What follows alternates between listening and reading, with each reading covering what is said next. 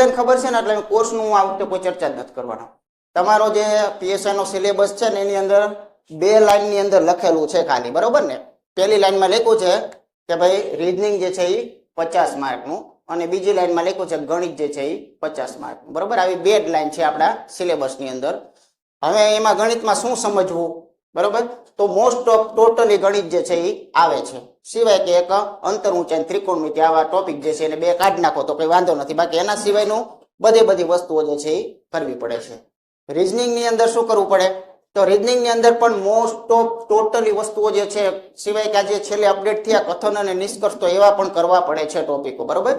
કથન અને નિષ્કર્ષની પણ તૈયારી તમારે રાખવી. ટૂંકમાં ગણિત રીઝનિંગ બંને ક્લિયર કરવાના છે આખા, બરોબર. ખાસ કોઈ પણ ટોપિક જે છે એને નહીં પૂછાય એને ઇગ્નોર કરવો, આવી વસ્તુ નહીં કરતા. પહેલું કામ કરજો બેઝિકનું. બેઝિક એટલે કે જે 10 થી 12 ટોપિક છે કે જે કોઈ પણ એક્ઝામની અંદર ગેરંટેડ હોય તે, બરોબર છે. તો નફો ખોટ છે, ગુણોત્તર પ્રમાણ છે, સાદું વ્યાજ છે, ચક્રવૃદ્ધિ વ્યાજ છે, શ્રેણીઓ છે, ગુણોત્તર શ્રેણી, પછી સમાંતર શ્રેણી, આ બધી વસ્તુઓ જે છે ને સ્ટાન્ડર્ડ વસ્તુઓ છે, એને ખાસ જે છે એ પહેલી તકે તૈયાર કરવાની, બરોબર. પછી મિશ્રણ ને એ બધા બીજા સ્ટેજ આવે, મિશ્રણ ને એ બધા ટોપિક છે એ સેકન્ડ નંબરના. હવે સીધા આપણે આજે એ રીતના લઈએ કે જેથી કરીને આપણે આખું ટોટલ ગણિત જે છે એને મેક્સિમમ કવર કરવાનો પ્રયત્ન કરીએ. અથવા તો જે સારા દાખલાઓ કહેવાય છે કે ગણિતની અંદર એ દાખલો ભણો એટલે ઘણા બધા નિયમો તમને શીખવા મળતા હોય છે, બરોબર. તો એવા કેટલાક દાખલાઓ અગત્યના છે, એની શુભ શરૂઆત કરશું. સાથે સાથે એ ટોપિક જે છે એની આજુબાજુની અંદર થોડાક રહીશું, બરોબર. એટલે એક આપણને આઈડિયા મળશે કે આખું જે ગણિત છે ને એની અંદર કેવા પ્રકારનું આખી ગોઠવણી જે છે એ રહેલી છે. ઓકે, તો ભૂમિતિનો પણ ક્યાંક આવે તો કઈ વાંધો છે નહીં, ક્લિયર વસ્તુ. જો ત્રિકોણની બાજુનો માપ 5, 7 અને 10 સેન્ટીમીટર હોય તો એનું ક્ષેત્રફળ શોધો. તો સૌથી પહેલા આપણે શું કરવું પડશે, આપણે એસ જે છે એ શોધવો પડશે. એટલે કે 5 અને 7, 12 અને 10, બરોબર.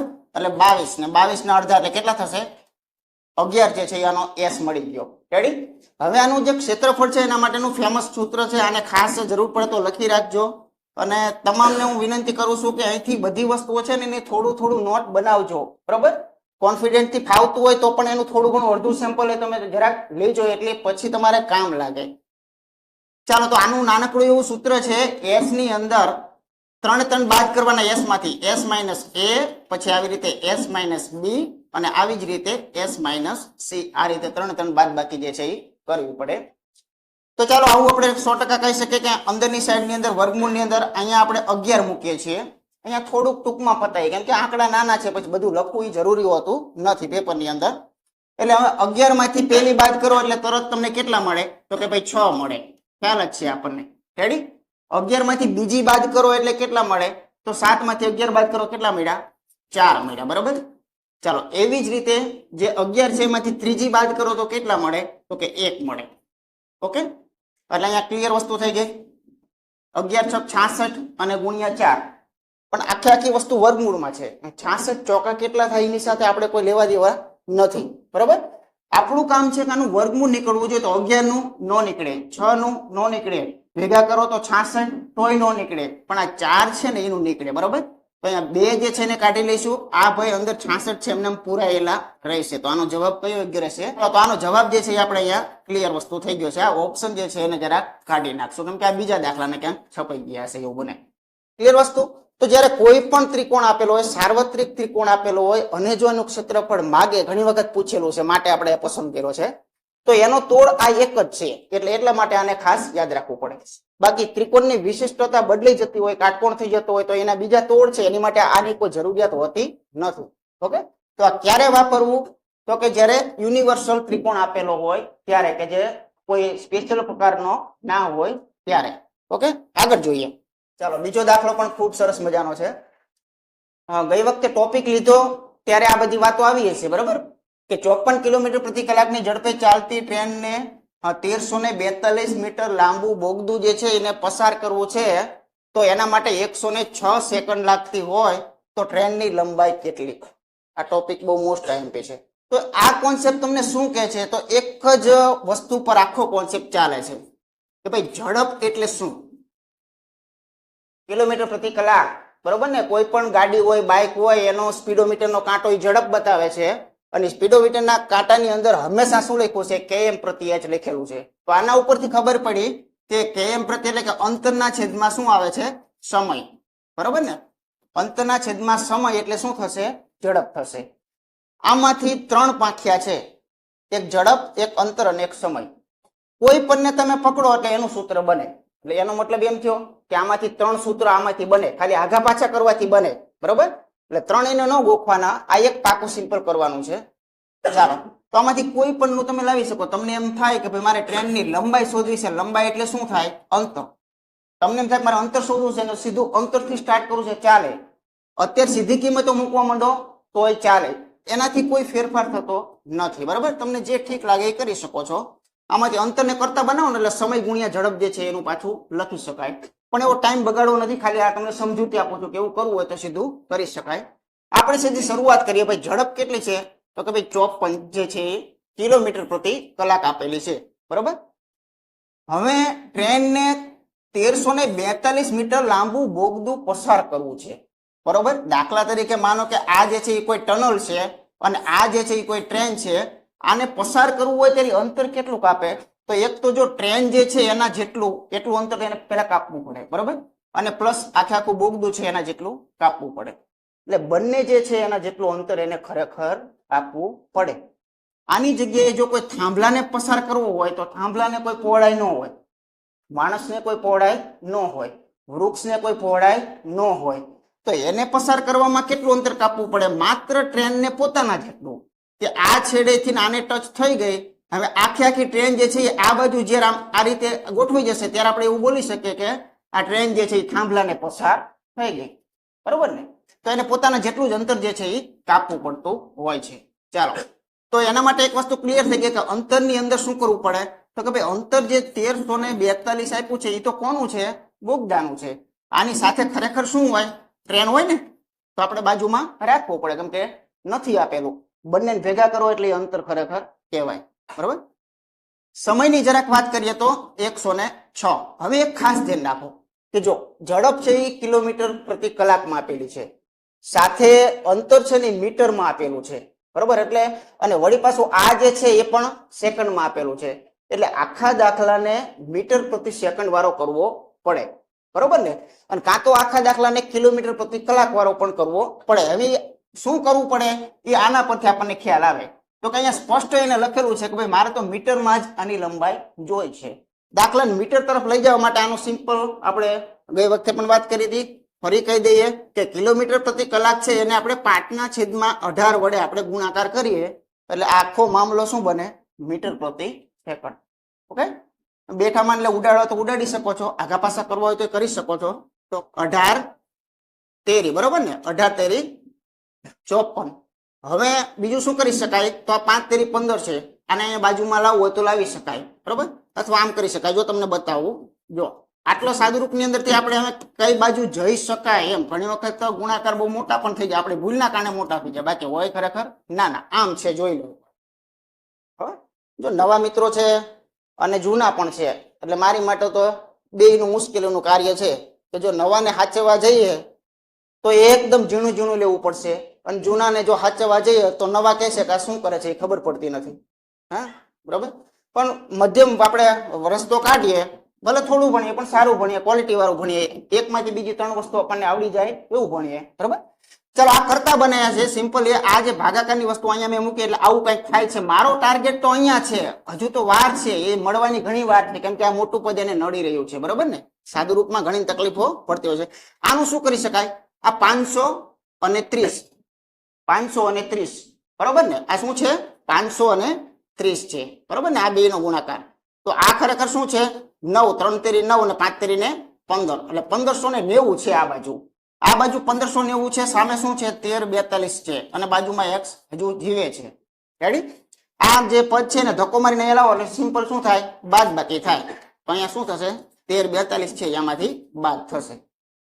અહીંયા 10 માંથી 2 કાઢો એટલે 8 વાળો જવાબ. 8 વાળો જવાબ કોઈ એક જ જગ્યાએ હોય તો બહુ લાંબી રામાયણ નહીં કરવાની. આ કડા આપણે પાછું હારે હારે રાખવાની છે. સમજી ગયો ને? આનું શું આવશે મને કઈ તમને કોઈ ખબર નથી, પણ આવી થોડીક ચોકસાઈ આપણે રાખી શકીએ. એટલે આ બાદબાકી કેટલી આવશે અહીંયાથી જોઈ લો તો ખબર પડી જાય. પણ જો બે આંકડા આપેલા હોય તો રિસ્ક લેવાની વાત અહીંયા નથી કરતો. ઓનલી ફોર એક જગ્યાએ હોય તો આ કરી શકાય.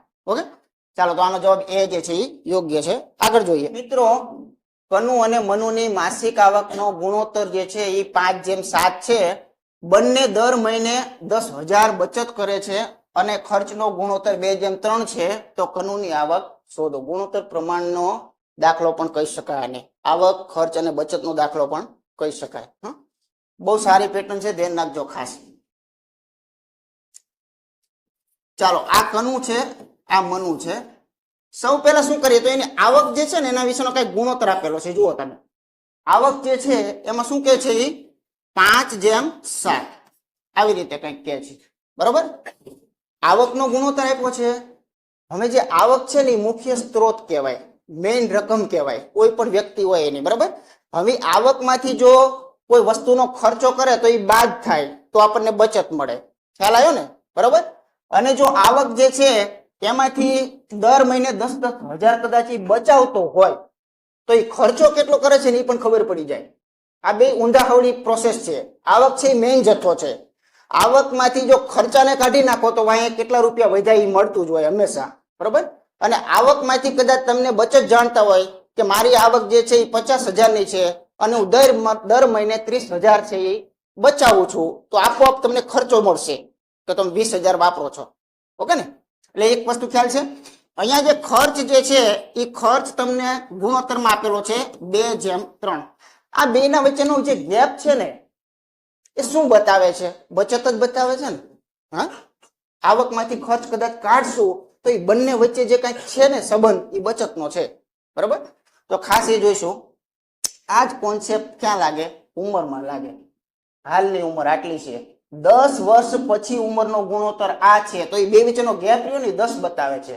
બરાબર, અહીંથી અહીં સુધી પહોંચવા માટે 10 જવાબદાર છે. અહીંથી અહીં સુધી પહોંચવા માટે બચત વચમાં જવાબદાર છે.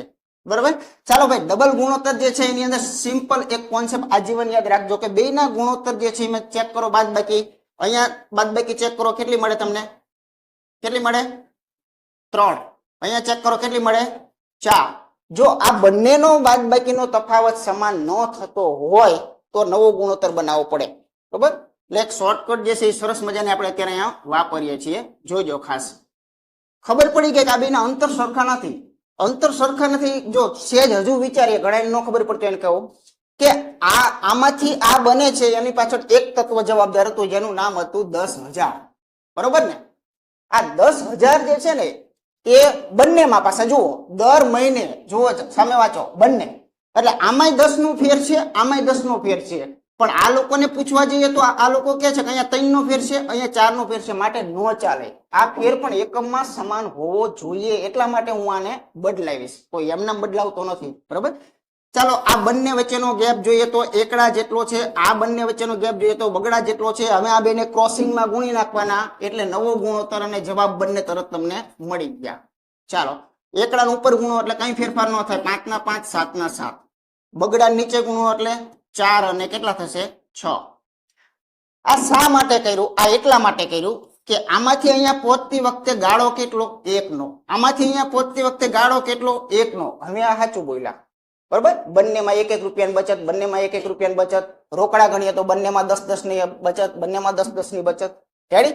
તો હવે તમારો જવાબ આવી ગયો કે આ બંને વચ્ચેનો તફાવત જે છે એ મળી ગયો. કેટલો? 1 મળે છે.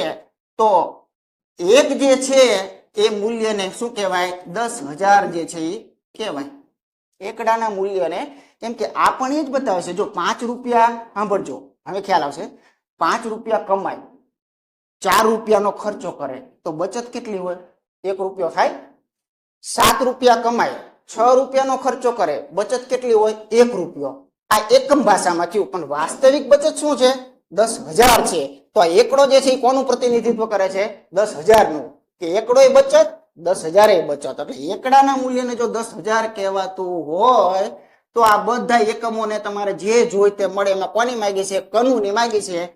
કનુ એટલે પહેલા નંબર ઉપર ફોકસ કરો. આ છે એ કનુ છે. બરોબર, જો એકડાને 10,000 કહેવાય તો પાંચડાને શું કહેવાય? 50,000 કહેવાય. બરોબર, તો આપણો જવાબ જે છે એ યોગ્ય કયો રહેશે? સી ઓપ્શન સાચો છે. ચલો, એ કામને 12 દિવસમાં પૂરું કરે, બી એ જ કામને 8 દિવસમાં પૂરું કરે, તો સાથે મળીને કેટલા સમયમાં પૂરું કરે? ઘણી બધી એક્ઝામો અહીંથી પાછી વળી જાય છે. કામ અને સમયની પહેલા નંબરની પેટર્ન, સૌથી સરળમાં સરળ પેટર્ન આ છે. કામ સમય ચાલુ કરો એટલે પહેલી પેટર્ન આ ચાલુ થાય કે આને આટલો સમય લાગે ને આને આટલો સમય લાગે, તો બે ભેગા મળે તો કેટલો સમય લાગે, બરાબર? તો જ્યારે આ દાખલો ભેગા મળવાવાળો પૂછે તો સિમ્પલ શોર્ટકટ થી આપણે ગણવાનો, બહુ આનું કાંઈ લાંબુ કાંઈ કરવા નથી. બંનેનો ગુણાકાર જે છે એ ઉપર આવશે, બંનેનો સરવાળો જે છે એ નીચે આવશે. આ સમય મળી ગયો તમને, બરાબર? ચાલો, એકનો સમય કેટલો છે? 12. બીજાનો સમય કેટલો છે? 8. 12 ને 8 કેટલા થાય? 20. રેડી? છેદ ઉડાડવો હોય તો ઉડાડો. તો અહીંયા 2 4 કરી નાખો, 5 4 કરી નાખો, તો 24 જે છે 24 એના છેદમાં 5. આવું કદાચ હોય, આવું કદાચ ન હોય તો તમને ખ્યાલ છે કે આના બમણા કરવાથી જલ્દી જવાબ મળશે. જો આ 10 થાય, આ 48 થયા, એટલે પોઈન્ટ કાપી નાખો, 4.8. આમ પણ ચાલે, ભાગાકાર કરી નાખો તોય ચાલે, જેમ કરવું હોય, બરાબર? ચાલો, તો 4.8 એટલે પહેલો જવાબ યોગ્ય છે. આ વસ્તુ આ છે હો. જો આ 12 8 આપણે આ તો વાપરવું જ પડે આ ચેપ્ટરમાં આગળ જતા. 12 અને 8 એનો લસા આપણે એક યોગ્ય નક્કી કરીએ. 12 અને 8 એટલે કેટલા થશે? 24. 12 દુ અને 8 13.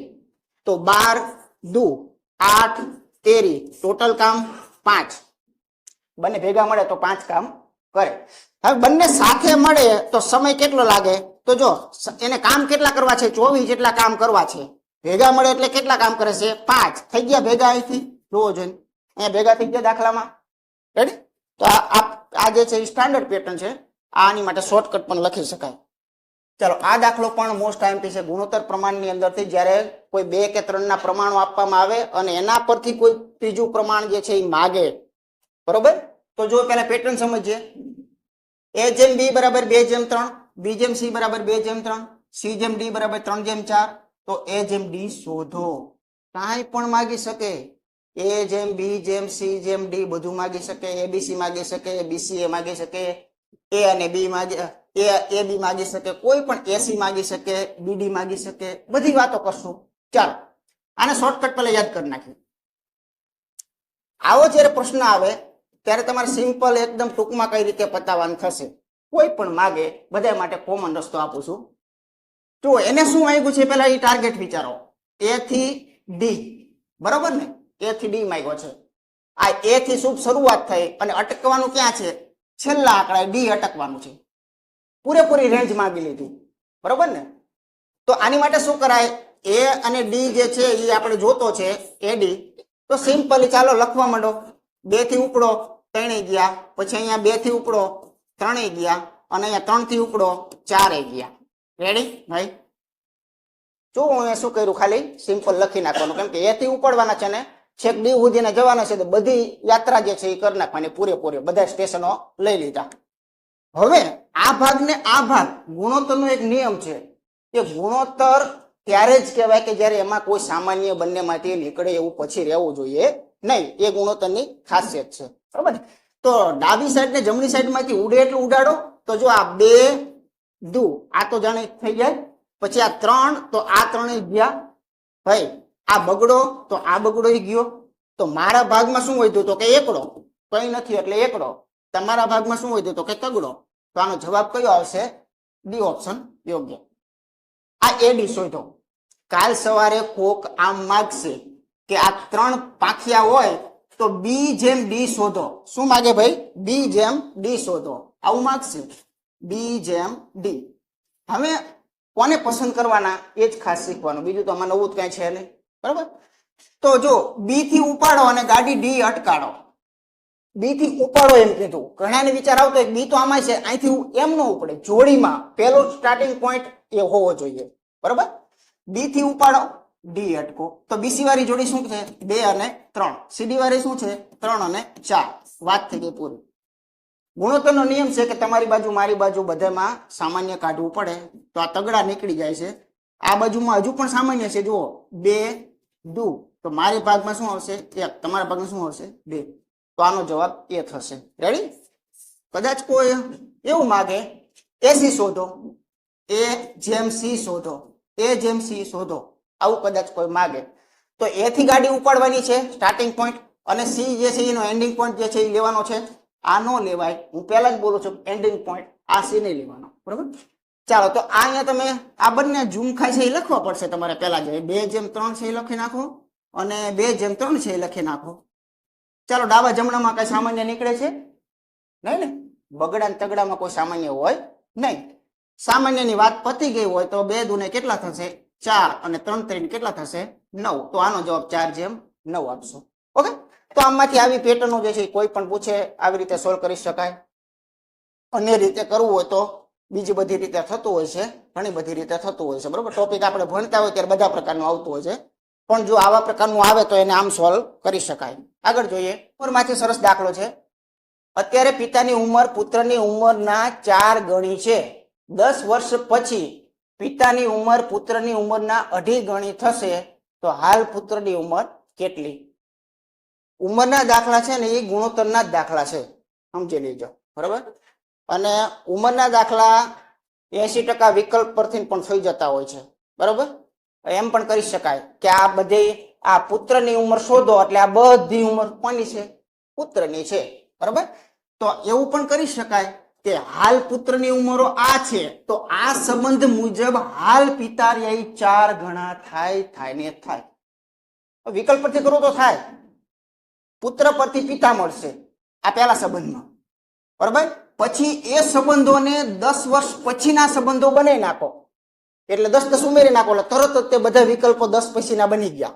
10 પછીના બન્યા એ વિકલ્પમાં ચેક શું કરશું તો કે ભાઈ પુત્રની ઉંમર જે છે એટલે કે પુત્ર જે છે એ નાનો અને પિતા મોટો, પિતા 2.5 ગણો થવો જોઈએ, બરાબર. આમ ચેક કરી શકાય, નો ડાઉટ. પણ મારે તમને કોન્સેપ્ટ અત્યારે સમજાવવાનો છે. વિકલ્પ પરથી ને એ બધું 2 નંબરની વાતો છે. પહેલા આપણને કોન્સેપ્ટ ક્લિયર થાય તો આપણે કોઈ વસ્તુ આગળ લઈ જઈએ. ચાલો ભાઈ, 2 પાત્રો અહીંયા સરસ મજાના છે. એક પાત્રનું નામ છે પિતા, બીજાનું નામ છે પુત્ર, બરાબર. ચાલો શું કહે છે તો પેલું ટેગ મારી આપણે કે હાલની કઈક વાતો કરવા માંગે છે આ લોકો, બરાબર. આ ખૂબ મહત્વના છે લેબલો.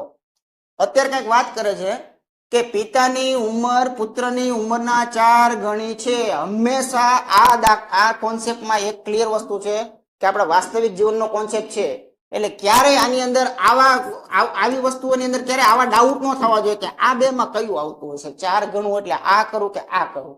આ એટલા માટે ન થાય કે પિતા અને પુત્રની વાત હોય, પિતા મોટા જ હોય, બરાબર. એટલે ક્યારેક જો આવું કોઈ મનમાં કન્ફ્યુઝન આવે કે સારું અહીંયા એકડો અને ઓલા પણ 4 કરું કે ઓલા 4 ને આ એકડો કરું, બરાબર.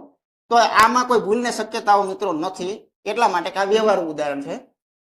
પિતાની ઉંમર અત્યારે પુત્ર કરતા 4 ગણી. પુત્ર 1 વર્ષનો હોય તો પિતા 4 વર્ષના હોવા જોઈએ. આને 4 ગણી કહેવાય, 4 ગણી. અને જો અહીંયા એક શબ્દ મૂકવામાં આવે કે વધુ, 4 ગણી વધુ, તો મિત્રો અહીંયા 5ડો આવે, ધ્યાન રાખજો.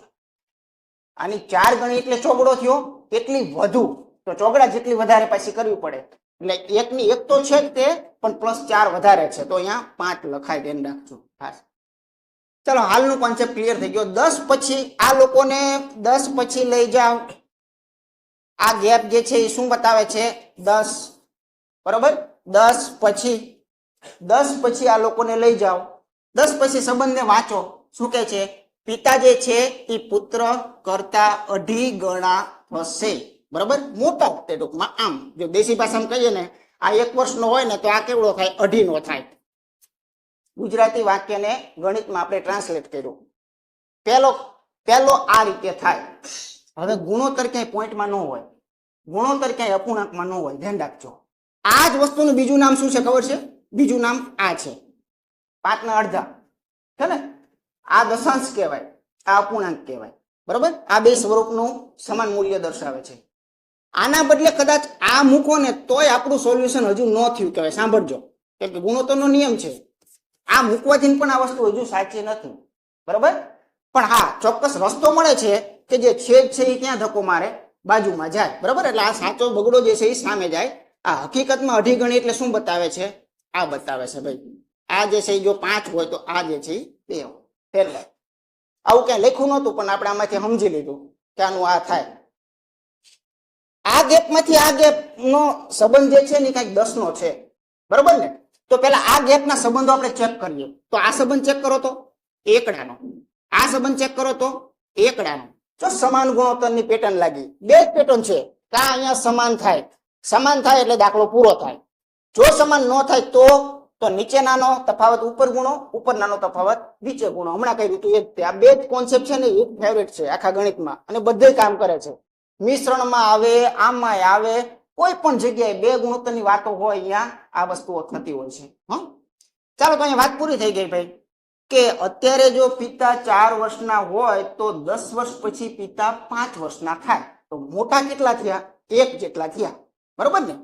તો અહીંયા ધ્યાન રાખજો, આમાં આ કોન્સેપ્ટ લાગવા પાછળનું કારણ શું છે એ કહું. પિતા મોટા થાય તો પુત્ર બેસી ન રહે ઉંમરમાં, પુત્ર એવડો જ મોટો થાય, હારો હારે હાલે બે, બરોબર ને? રેડી? તો અહીંયા જો પુત્ર અત્યારે 1 વર્ષનો હોય તો 10 વર્ષ પછી પુત્ર કદાચ 2 વર્ષનો થતો હોય તો જો આના જેટલો જ હાયલો છે. મતલબ જવાબ આવી ગયો. એક ભાગના મૂલ્યને જો રોકડા વર્ષમાં કહીએ તો 10 વર્ષનું મૂલ્ય દર્શાવે છે, બરોબર? એક ભાગના મૂલ્યને જો 10 વર્ષ કહેવામાં આવતું હોય તો તમારે શું જોઈ છે? હાલ પુત્ર જોઈ છે. હાલ પુત્ર, આ બધા ટાઇટલ ખૂબ મહત્વના છે. હાલ પુત્ર ઉપર ફોકસ કરીએ તો એક ભાગને જો 10 વર્ષ કહેવાતું હોય તો એક ભાગને કેટલા કહેવાય? 10 જ કહેવાય. લખવાનું ન હોય ને કાંઈ ન હોય, બરોબર છે? તો હવે ધ્યાન રાખવાનું કે અહીંયા તમને હાલનું પૂછેલું છે. હવે આના ટ્વિસ્ટ મગજમાં ચાલુ રાખવાના, એના માટે નવી રકમ નથી ભણવાની જરૂર. અહીંયા જો એને કીધું હોત કે ભાઈ 5 વર્ષ બાદ અથવા એમ કીધું હોત કે 5 વર્ષ પહેલા, ધ્યાન રાખજો ખાસ, જો આ બધી વસ્તુઓ ભણવાનું નામ ભણતર કહેવાય, બાકી ગોખણપટ્ટી કહેવાય. આ દાખલો એટલે માત્ર અહીંયા પૂરું નહીં કરી દેવાનું, વિચાર ચાલુ રાખો. એને હાલનું કીધું એટલે આપણી પાસે હાલનું અવેલેબલ હતું, આપણે કહી દીધું કે હાલમાં એની ઉંમર 10 વર્ષ છે. પણ 5 વર્ષ પછી જો પુત્રની માગેલી હોત તો જાતે અહીંયા દોઢું થઈને 5 સમજવું જ પડે, બરોબર? અહીંયા 15 કરવા પડે આપણે. આ એક કોન્સેપ્ટ ક્લિયર. અને જો એને એમ કીધું હોય કે 5 પહેલા કેટલી ઉંમર હતી તો આમાંથી 5 કાઢી અને 5 જેટલી ઉંમર દર્શાવી પડે, બરોબર? 4 પછી પૂછે, 4 પહેલા પૂછે, એ બધી જ વસ્તુઓ પછી થઈ શકે છે, પણ એના કોન્સેપ્ટોને ખાસ સમજવા પડે. તેના માટે યોગ્ય ઓપ્શન કયું છે? સી જે છે એ સાચો છે. ઉંમરનો હિટ ફેવરિટ કોન્સેપ્ટ આ છે, આના ઉપરથી પૂછાય છે. એ અને બી એક કામ ક્રમશઃ 10 દિવસ અને 12 દિવસમાં પૂરું કરી શકે છે જો એથી કામની શરૂઆત થાય અને વારા ફરતી જો કામ અને સમયમાં એક આવી પેટર્ન છે કે જેને ધ્યાનમાં રાખવી જરૂરી છે, બરાબર? આ એક અલગ પેટર્ન છે, એ જ આપણે પસંદ કરી છે. વારા ફરતી કામ કરવું. 2 કડિયા હોય, એક દિવસ પહેલો કડિયો કામ કરે, બીજા દિવસે બીજો કડિયો કામ કરે, ઓલો રજા પર હોય, બરાબર? ત્રીજા દિવસે પાછો પહેલો કડિયો આવી જાય, ચોથા દિવસે પાછો બીજો કડિયો આવી જાય, બરાબર ને? અલ્ટરનેટિવ કામ કહેવાય. વારા ફરતી એક દિવસ કામ કરવાની એમનામાં સિસ્ટમ છે. અહીં સુધી નવીનતા નથી. નવીનતા પાછી મૂકી, જેમાં એ જે છે એ જો બમણી ક્ષમતાથી કામ કરે તો કેટલા દિવસમાં પૂરું થાય, અને ટ્વિસ્ટ મૂકેલું છે, બરાબર? તો આપણે ધીમે ધીમે પહેલા સમજી લઈએ કે આનો ઓલ ઇન વન એક જ કોન્સેપ્ટ છે. ઓલ ઇન વન આખા ચેપ્ટર ખાતે એક જ કોન્સેપ્ટ ચાલે છે, એના દ્વારા તમારે જે જોતું હોય એ મળી શકે. આટલા દિવસ પછી કામ છોડી દીધું ને આવ્યો નહીં બધું, બરાબર? ચાલો જોઈએ. એ જે છે એને કામ કરે તો 10 દિવસ લાગે, બી કામ કરે તો એને કેટલા દિવસ લાગે? 12 દિવસ લાગે. ટોટલ કામ માટે આનો લસા હંમેશા હોય. કેટલો લખું? 60 આપણે લખીએ. 60 ના બદલે કોઈ 120 લખાઈ જાય તો ચાલે, દાખલો કઈ ખોટો ન પડે, બરાબર? અહીંયા એ અંક લખવાનો કે જે અંક જે અહીંયા જે લખેલો અંક હોય ને આ બે ભાગાકાર થઈ શકતા હોય, બસ આ નિયમ, બરાબર? બીજો કોઈ નિયમ નથી લાગતો. તો અહીંયા 10 છક ને 60, 12 પંચા ને 60. મિત્રો ખાસ અમે ધ્યાન રાખજો, આ શું થયું? આ એ ની તાકાત થઈ 6 જેટલી, આ બી ની તાકાત 5 જેટલી થઈ. સંયુક્ત તાકાતની જો જરૂરિયાત પડે કે વાત કરવી હોય તો 11 તાકાત કહેવાય. સાંભળજો, આ તાકાતે એમની પાસે કામ કરાવડાવવાનું ચાલુ કરવાનું છે કે નહીં, પહેલા વિચાર કરી લો. આ તાકાતે કામ ચાલુ કરી દઉં? નહીં. એટલા માટે નહીં કે એ જે કામ કરવાનો છે ને એ બમણી તાકાતથી કામ કરવાનું છે. ધ્યાન રાખજો, કામનો સોદો થઈ ગયો પછી એમાં એનર્જી આવી ગઈ, એટલે હવે બમણી તાકાતથી કામ કરવું હોય, જો બમણીથી ન કરે તો એ 6 કામ કરે છે, પણ જો એ બમણી તાકાતથી કામ કરે તો એ ખરેખર 12 કામ ઉપાડી લે. ધ્યાન રાખજો, બરાબર ને? એટલે ઈ ભાઈ 12 ઉપાડશે, આ ભાઈ 5 કેમ કે આને કોઈ તાકાતની વાત કરી નથી, ખાલી એ જે છે એની વાત કરેલી છે. તો ટોટલ કાર્ય જે છે એ કેટલા ઉપાડે? 17. હવે એક વિચારજો, હવે એક તાળો આમાં મળી ગયો, બરાબર? જો પહેલા દિવસે એ આવશે, કામ કરશે, બી રજા પર હશે, કામ કેટલા પૂરા થશે? 12. બીજો દિવસ આવશે, બીજા દિવસે એ રજા પર જતો રહ્યો છે, બી આવ્યો છે, કેટલા કામ કરશે? 5. હવે એક આપણને ટાર્ગેટેડ એક વસ્તુ મળી કે 2 દિવસના અંતે પરિણામ જો કોઈ આપણને પૂછે તો આપણે હવે કહી શકવાની તાકાત ધરાવીએ છીએ. 2 દિવસમાં કામ કેટલા થાય? 17 થાય ને? હા, 2 દિવસમાં 17 કામ પૂરા થાય, આ ફાઇનલ, આ ગેરંટી. જો આ વારાફરતી કામના બધા દાખલા આ રીતે શોર્ટકટમાં પતે છે, ધ્યાન રાખજો, બરોબર? 2 દિવસમાં 17 કામ પતે એની આપણને ગેરંટી છે, કેમ કે એમની તાકાતો આપણે જાણીએ છીએ માટે. એટલે હવે આ લોકોની કામ કરવાની સિસ્ટમ આમ છે, આ રીતે છે, એ બી આમ ચાલે રાખશે, બરોબર? એક દી આવે, એક દી બી આવે, કામ ચાલે રાખશે. 2 દિવસમાં 17 કામ થાય. આપણો ટાર્ગેટ મોટો છે મિત્રો, કેટલો છે? 60 નો, બરોબર ને? તો સીધું એક એક ગણવાનું નહીં કે બીજા 2 દિવસે બીજા 17 થયા, 34 થઈ ગયા, બીજા દિવસે બીજા 17 થયા, એમ એવી રીતે નહીં કરવાનું. સીધું વિચારો, આના નજીકમાં નજીક પહોંચી શકાય એવો કૂદકો માર દો સીધો. 17 ધીરીને કેટલા થાય? 51. બસ, મોટા મોટો. 17 ચોક કરું તો 59. કેટલા કામ મારે કરવાના જ નહોતા, ખરેખર 60 જ કરવાના હતા, માટે હું 4 વાળું પસંદ કરતો નથી. 17 તેરી જો 51 થાય તો અહીંયા સેમ જ ચાલે, બરોબર ને? તો 2 તેરી કેટલા થાય? 6. એક ટાર્ગેટ નવો મળ્યો. 6 દિવસ જ્યારે પૂરા થશે ને ત્યારે 60 માંથી 51 કામ થઈ ગયા છે, બરોબર ને? 6 દિવસે. હવે ધ્યાન રાખજો કે વારાફરતી એક એક દિવસ કામ કરે છે. પાછું એ કીધેલું છે કે એ કામની શરૂઆત કરે છે, એટલે પહેલું મુહૂર્ત કોને કર્યું હોય? એ બી એમ જોડી આલી છે ને, જોડી, બરોબર? એટલે હવે કામ કરવા માટે કોણ આવે છે મિત્રો? એ કામ કરવા માટે આવી રહ્યો છે. એનો ટાર્ગેટ કેટલો છે? એનો ટાર્ગેટ છે મિત્રો 60 માંથી 51 થઈ ગયા. એનો ટાર્ગેટ માત્ર 9 જેટલો છે, 9 જ કામ દૂર છે એના ટાર્ગેટ થી, બરોબર? તો એને કરવાના કેટલા? 9 કામ કરવાના. એની કેપેસિટી કેટલી? 12 જેટલી એની તાકાત છે, બરોબર ને? એટલે 9 કામ માટે એને સમય કેટલો લાગે? 9/12 જેટલો સમય લાગે, બરોબર ને? 9 કામ માટે એને એટલો સમય લાગે. જૂનો હિસાબ તો ઓકે છે, આ તો ડન થઈ ગયું છે. અહીં સુધીનું 6 દિવસ તો ફાઇનલ છે, બાકીની વાત કરીએ છીએ. ચાલો જવાબ આપી દો. હાલો, તો અહીંયા શું કરશું આપણે? 3/4. તો ટોટલ સમય કેટલો થયો? 6 દિવસ તો રોકડા હિસાબમાં આવી ગયા હતા, અને પછી 3/4 એટલે 6.3 દિવસ જે છે. એટલે આની માટે યોગ્ય જવાબ ઓપ્શન ડી ખરેખર સાચું છે, બરાબર? તો વારાફરતી જે કામ કરે છે એ આ મેથડ થી આપણે સોલ્વ કરી શકીએ છીએ. ઓકે, આગળ જોઈએ. જો નવી પેટર્ન, ઘણા કહેતા હોય ને કે કઈક નવું જે છે ને આવી રીતે હોય. સાંભળજો કે જો 7x 3y 49 હોય, 3x 7y 61 હોય, તો સાંભળજો 5 8 7 8 x 5 7 y અને 4 નો બહુલક શોધો. મિત્રો હું એમ કહું છું કે આ જે સંખ્યાઓની લાઈન આપેલી છે એનું બહુલક શોધવાનો છે. સાંભળજો, બહુલક એટલે શું? જેવા નામ એવા ગુણ, વધુ વખત આવતું. બહુ એટલે વધુ, બરાબર ને? વધુ વાર આવતું. કયો અંક વધુ વાર આવે છે એને બહુલક કહેવાય. સાંભળજો, અત્યારે મારે આનો બહુલક કેવો હોય તો હું ખોટો એટલા માટે પડું, બરોબર? ધ્યાન રાખજો. અત્યારે મારે બહુલક કેવો છે, કદાચ હું શરૂઆત કરું તો હું ખોટો શા માટે પડું? તો જો ધ્યાન રાખજો, અત્યારે મને એમ પણ લાગે છે કે મારા બેટા આઠડા જવાબ હશે, 2 વાર આઠડા આવે છે, તો વળી પાછું એમ થાય ના 2 વખત સાતડા છે તો સાતડા જવાબ હશે. હવે અહીંયા કન્ફ્યુઝન થઈ ગયું, 8 લાખ સાતડા ખબર નથી. અહીંયા અટકવી છે કોના કારણે? તો કે આ એક્સ ની જગ્યાએ જો સાતડો નીકળ્યો તો 7 બહુલક, એક્સ ની જગ્યાએ જો આઠડો નીકળ્યો તો 8 બહુલક. એટલે એક્સ અને વાય આપણે અટકેલા છીએ, બરોબર ને?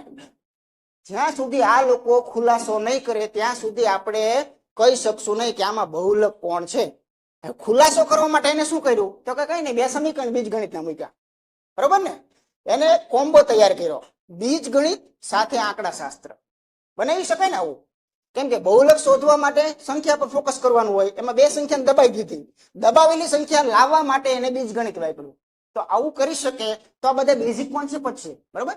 તો મૂળ વાત એમ છે કે મિત્રો 2 સમીકરણના ઉકેલ આપણને આવડવા જોઈએ, બસ મૂળ વાત આ છે. આમાંથી આ કૌશલ્ય સિદ્ધ થાય છે, બરોબર? કે વિદ્યાર્થીઓને 2 સુરેખ સમીકરણ આપવામાં જો આવે તો એ સોલ્વ કરી શકે છે કે સોલ્વ નથી કરી શકતો, એનું કૌશલ્ય ચેક કરવાની વાત અહીંયા આવેલી છે, બરોબર ને? તો ખૂબ મજાનો મુદ્દો છે, ધ્યાન રાખજો. આ બે સમીકરણની અંદર ઘણી વખત આવા આપવામાં આવે છે એટલે મેં આ પસંદ કર્યા. આ સમીકરણમાં એક વિશેષતા છે. જુઓ તમે 7 3 તો 3 7 છે ને, સેમ અંકો છે. ઓકે, તો આમાં વિશેષતાના કારણે જ્યારે આવી કોઈ ઘટના બનતી હોય અથવા 2x 3y તો 3y 2x આવું ક્યાંય બનતું હોય તો અહીંયા શું કરવાનું હંમેશા યાદ રાખજો, એકવાર સરવાળો કરી નાખો, એકવાર બાદબાકી કરી નાખો, એટલે તમારા એકદમ ઝીણા ઝીણા સમજી શકાય એવા સમીકરણ બને. એક રસ્તો આ ધ્યાન રાખજો. બીજો રસ્તો કયો? બીજો રસ્તો એ કે જો તમારે x ને શોધવો હોય તો તમારે y ને મારી નાખવો પડે તો x શોધી શકાય. y તો અને તો જ મળે. ગણિતમાં નિયમ છે કે કોઈ સંખ્યા સંપૂર્ણ નાશ ક્યારે થાય તો કે પોતાનામાંથી પોતાના જેવું જો વહી જતું હોય તો જ એ સંખ્યા સંપૂર્ણ નાશ થાય. પોતાનામાંથી પોતાના જેવું જવું જોઈએ, બરોબર ને? તો આની માટે બે વસ્તુ જવાબદાર છે કે એક તો બંને સમાન અંક ધરાવતા હોવા જોઈએ. માત્ર સમાન અંકથી કામ નહીં પતે, કેમ કે સમાન અંક તો સરવાળો કરાવી દે, સીધો 10 બનાવી દે. પાછું એ બંને પદ વિરુદ્ધ હોવા જોઈએ, બરોબર? તો આ બે કોન્સેપ્ટ આપણી પાસે હોય એટલે બીજગણિતનું સમીકરણ જે છે આવું સુરેખ બે ચલ વાળું આપણે 100% ઉકેલી શકીએ છીએ. મને આ રસ્તો યોગ્ય એટલા માટે લાગ્યો કે મને ખ્યાલ આવી ગયો કે અહીંયા 7 અને 3 છે, ઈ 3 ને 7 અહીંયા બદલાય છે, બાકી x y એમના સ્થિર છે. સરવાળો કરો, ફાટ દઈને મળશે. સરવાળો કેટલો મળે છે મિત્રો? 10x. સીધો સરવાળો 10. i કેટલા? 10. 10y. આ સરવાળો કરી નાખો, કેટલા મળે છે? 10 100 110 110. સરવાળો બહુ ઈઝી પડે, ઓલું નકર મગજ દોડાવવું પડશે. આને હાથ વડે ગુણો, મારે બધું અહીંયા હાથ વડે ગુણવું પડશે. હા, મેં વાત તમને એવી કરી કે મને આ આંકડા પરથી જો આંકડા સમાન થતા હોય તો અહીંયા શું કરાય, બંનેના સરવાળા કરી નાખો એટલે તરત જ એક નાનકડું સ્વરૂપ ધારણ કરશે. આનું નામ છે 10x + 10y બરાબર 110. આ મેં કર્યા સરવાળા જે મોઢે થતા હતા માટે મેં આ કર્યું. એક વખત આ બેની બાદબાકી કરો તો જો સાતડામાંથી તગડો ગયો એટલે અહીંયા કેટલા વધ્યા? 4x વધ્યા. ધ્યાન રાખજો. અહીંયા તગડામાંથી સાતડો ગયો એટલે કેટલા વધ્યા? 4y વધ્યા. બરોબર, ધ્યાન રાખજો. અહીંયા 49 માંથી 61 ગયા એટલે કેટલા વધ્યા? -12. બરોબર, કેમ કે એક મેં આને આપી દીધો માનો કે, એટલે ચાલો 12 થયા. હવે એક વસ્તુ ધ્યાન રાખો કે આ કરવામાં બહુ મોટી રામાયણ નથી એટલે મેં આ પસંદ કર્યું. બાકી ગુણાકાર વાળું પણ ચાલે. બંને જે છે ગયા એટલે આ બેનો ટોટલ થઈ ગયો. અહીંયા આપણે 11 છે એમાંથી 3 કાઢ્યા એટલે 8 આવે છે. એટલે ખરેખર x નું મૂલ્ય કેટલું આવે? આનું અડધું 4. અહીંયા 4 આવે છે.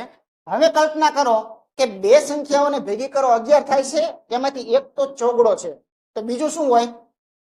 એક શું હોય? બીજું 7 હોય ને, 7 ને 4 11. રેડી? ચાલો, હવે તમારો જવાબ આવી ગયો કે અહીંયા x શું હોય અને તમારો y જે છે એ શું હોય. તો ક્લિયર થઈ ગયું. આપણી જે સંખ્યાઓ હતી એક મિનિટ લખી નાખો.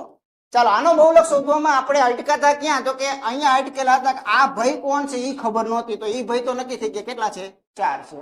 આ ભાઈ કોણ છે એ ખબર નહોતી તો એ નક્કી થઈ ગયા કેટલા છે? 7 છે. તો જુઓ, હવે ધ્યાન રાખજો, સાતડો 1 વખત, સાતડો 2 વખત, સાતડો 3 વખત. આ બધી સંખ્યાઓમાં સૌથી મેક્સિમમ આવતું હોય તો એ કયો અંક છે? 7 છે. તો આનો યોગ્ય જવાબ જે છે એ 7 જે છે ને શું કહેવાય? આનું બહુલક જે છે આપણે કહી શકીએ છીએ. ઓકે, તો જો આવું મિક્સિંગ કરી અને પણ આપણને પૂછી છે કે આમાં બે વસ્તુ જાણવા મળી કે સમીકરણના ઉકેલ કેમ લાવવા, સુરેખ સમીકરણને કેમ ઉકેલવા. બરોબર, અને બહુલકનો કોન્સેપ્ટ કે કોઈ પણ સંખ્યાઓની લાઈનમાંથી મેક્સિમમ રિપીટ કોણ થાય છે અને એનો બહુલક જે છે કહેવામાં આવતો હોય છે. આ બહુલક પૂછ્યું, અહીંયા મધ્યક પણ હવે પૂછી શકે. ધ્યાન રાખજો, એ તમારે વિચારવાનું. આનો મધ્યક પૂછે તો બધી સંખ્યાઓ હવે ખુલી ગઈ. સરવાળો ભાગ્યા સંખ્યા કરી નાખો, મધ્યક મળ્યો. મધ્યસ્થ પૂછે તો ચડતો ક્રમ પેલા કરી નાખો. ચડતો ક્રમ કરી અને પછી મધ્યમાં મિડલ સ્થાનમાં કોણ બેઠેલું છે એને પકડી લ્યો, એને મધ્યસ્થ કહેવાય.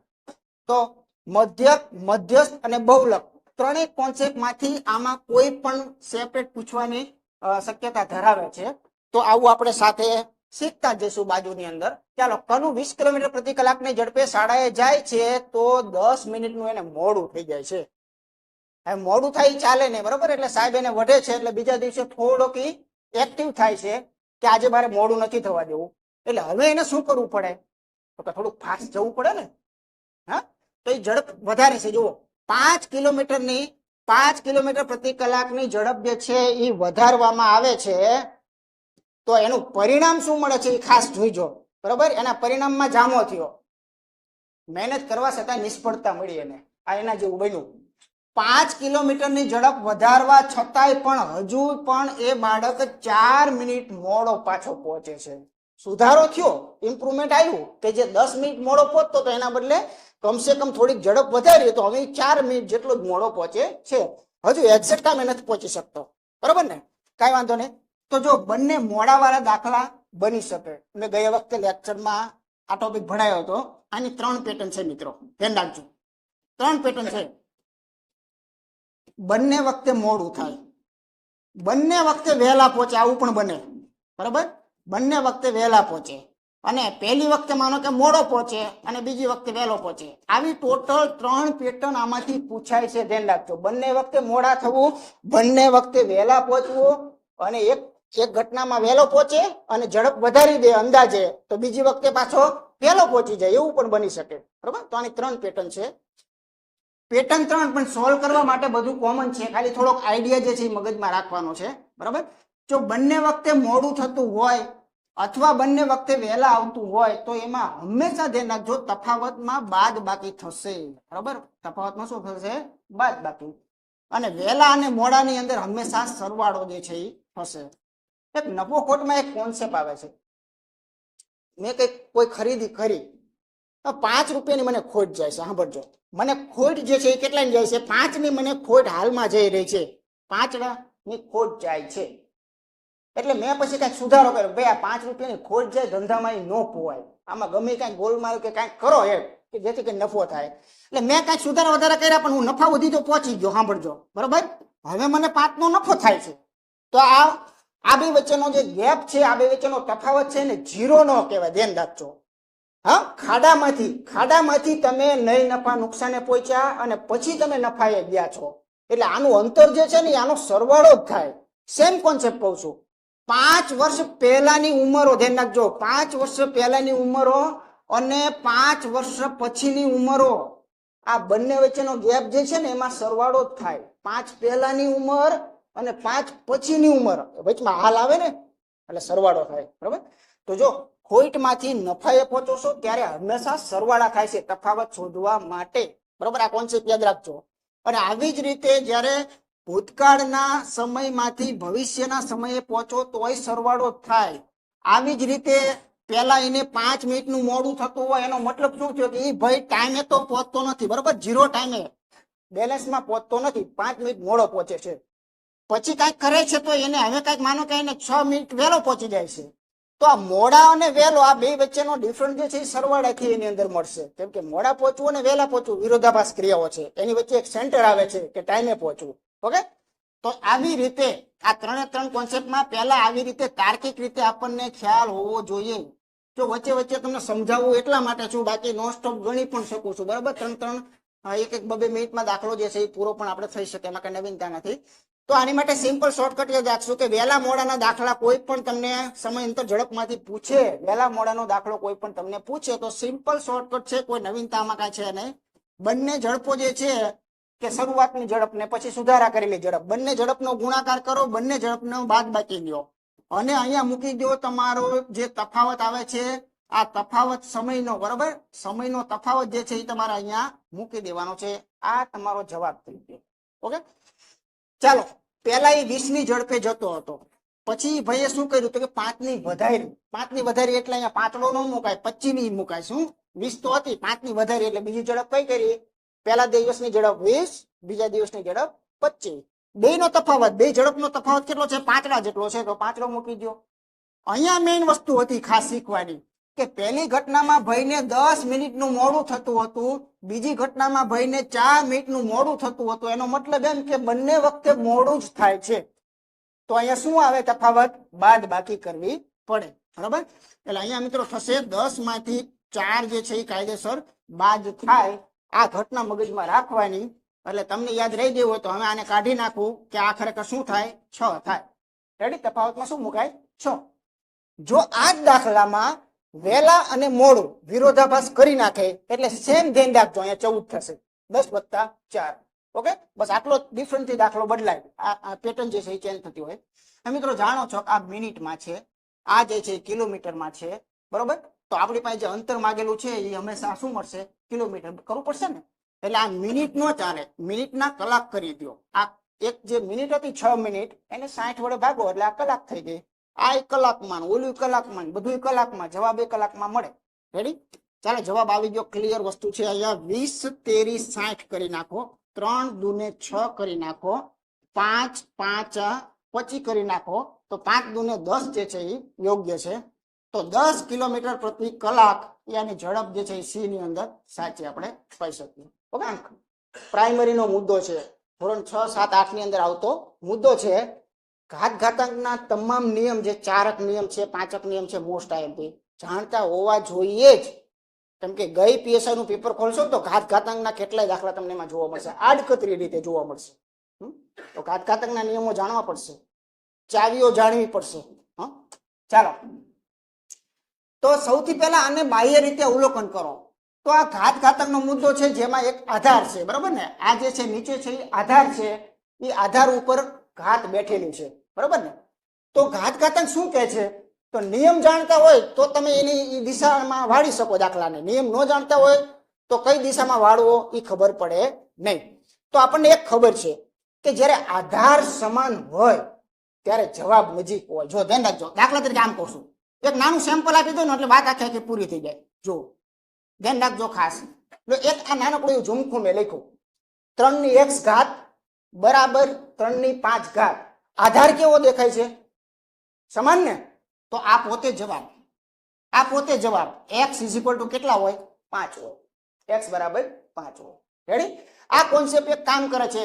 તો આ કોન્સેપ્ટ આપણા મગજમાં છે તો આપણને તરત મગજમાં લાઈટ થાય કે આ બધાના આધાર સરખા કરો ને. આમાં ક્યારેય એવી વાત ન આવે કે 4 ની 12 ઘાત કરું, ચોકો ચોકો 16 ચોક 64 ને એમ કરે રાખવું 12 સુધી, ક્યારેય આવી વાત આવે નહીં.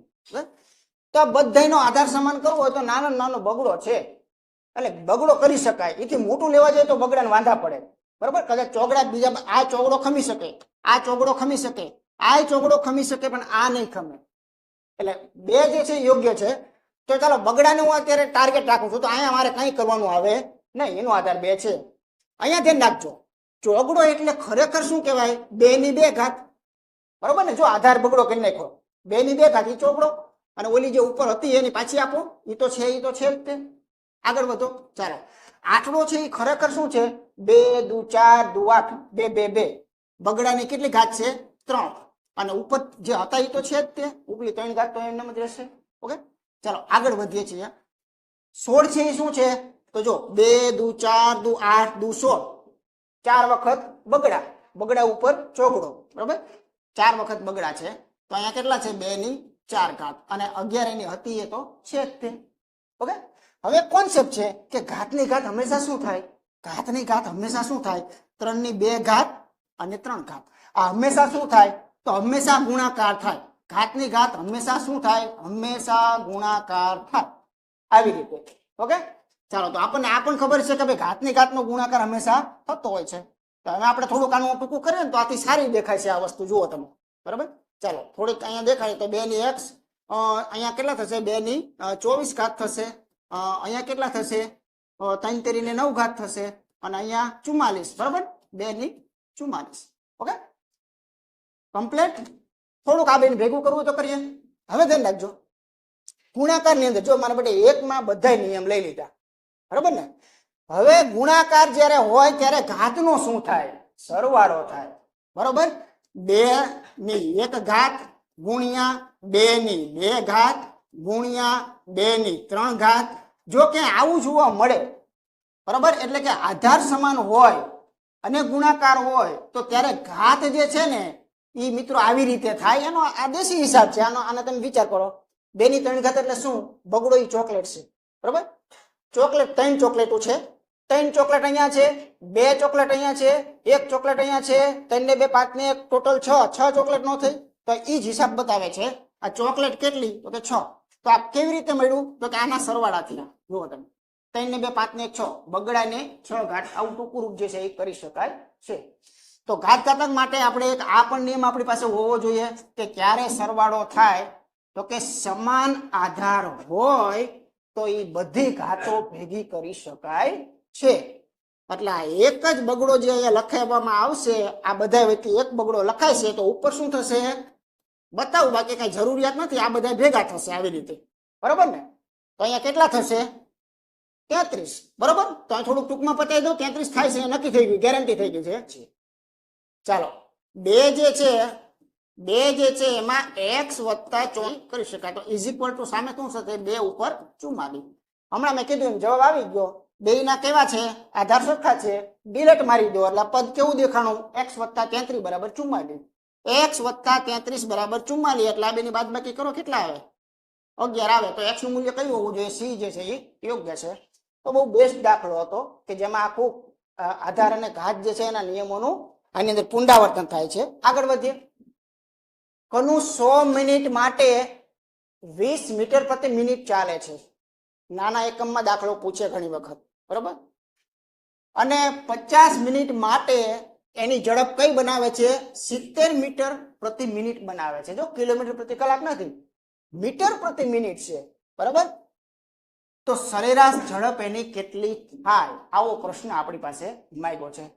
મિત્રો, સરેરાશ ઝડપ જે છે ને, જ્યારે ઝડપ અંતર સમય ટોપિકમાં જ્યારે સરેરાશ ઝડપની વાત કરે ત્યારે એક વસ્તુ ખાસ ધ્યાન રાખજો કે એ સરાસરી નથી, બરાબર ને? બરાબર.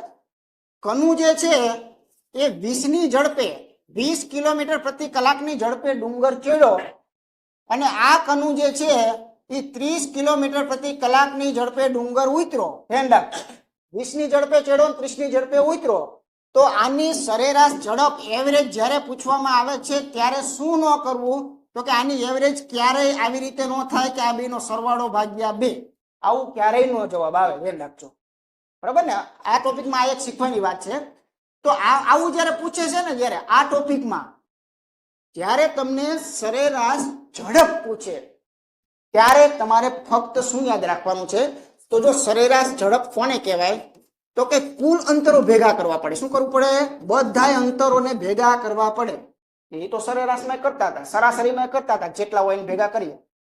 પણ ફેરફાર એટલો કે છેદમાં આપણે અવલોકન જેટલા છે એટલા મૂકીએ નહીં, પણ આમાં શું કરીએ? કુલ સમય મૂકવા પડે. કુલ સમય મૂકવા પડે. ઓલામાં કુલ અવલોકન ન મૂકવા પડે, એમાં તો ગણી લેવા પડે ખાલી, બરોબર. તો આ બહુ મોટો તફાવત છે. સરેરાશ ઝડપ એટલે કુલ અંતરો જેટલા. આ 2 વાળો છે, આ 3 વાળો પણ દાખલો હશે, બની શકે છે. ઓકે, તો આવી રીતે આપણે શોધી શકીએ સિમ્પલી જવાબ આનો. તો ચાલો મિત્રો જોઈએ અંતરો કેટલા છે, તો ધ્યાન રાખજો. અને સમયો કેટલા છે? અંતર તો આમાં ક્યાંય લખ્યું નથી ભાઈ. આ સમય બતાવે છે, 100 મિનિટ માટે ચાલે છે એટલે 100 મિનિટ સમય થયો. આ 20 મીટર પ્રતિ મિનિટ છે ને એ ઝડપ બતાવે છે, બરોબર ને? અંતર ક્યાંય નથી આપ્યું, અંતર ક્યાંય આમાં દેખાતું નથી. તો અંતર એટલે ખરેખર શું હોય? હે, સમય અને ઝડપનો ગુણાકાર નહીં? હા, ભૂલી ગયા હોય તો આપણા ગાડીની અંદર ઝડપ જે છે એ ઝડપ શું બતાવે છે? તો કે km પ્રતિ h. કોઈ બાઇકનો કાંટો જોઈ લ્યો, કોઈ ગાડીનો કાંટો જોઈ લ્યો, એમાં ઝડપનું સંકેત આપેલો છે, ઝડપનું સૂત્ર એમાં દોરેલું છે, બરોબર? જોઈ લેવાનું ગમે ત્યારે. તો ઝડપનું સૂત્ર શું છે? અંતર અને સમય. તો તમને ખ્યાલ છે કે જો તમારે અંતરની જરૂરિયાત પડતી હોય તો આ ભાઈ અહીંયા ગુણાય, બીજું શું? ઝડપ સમય થાય, બરોબર ને? એટલે આવું મોઢે આપણને ખ્યાલ હોવો જોઈએ. મૂળ વાત એ છે કે આ બેનો ગુણાકાર કરી નાખો, વાત થઈ ગઈ. પૂરે ભેગા કરી નાખો, સમજી ગયા હોય તો. તો આ 2000 છે, આ કેટલા છે? 2000 વત્તા બીજું અંતર. બીજું અંતર કઈ રીતે મળશે? તો કે જો કોઈ સાયકલ વાળો 50 મિનિટ સુધી 70 મીટર પ્રતિ મિનિટની ઝડપે ચાલે તો એ ચાલે કેટલું? તો બેના ગુણાકાર જેટલું ચાલે. 7 પંચું ને કેટલા થશે? 35. આટલું ચાલે મિત્રો, આટલા મીટર જેટલું એ ચાલે. કુલ સમયને ભેગા કરો. કુલ સમય તો આપેલા છે, કેટલા છે? પહેલામાં 100 મિનિટ, પહેલામાં 100 મિનિટ, બીજામાં 50 મિનિટ. ઓકે, તો આ દાખલો અહીંયા પૂરો થઈ ગયો. આ થશે 55, આ થશે 5500 અને આ થશે 150, બરોબર.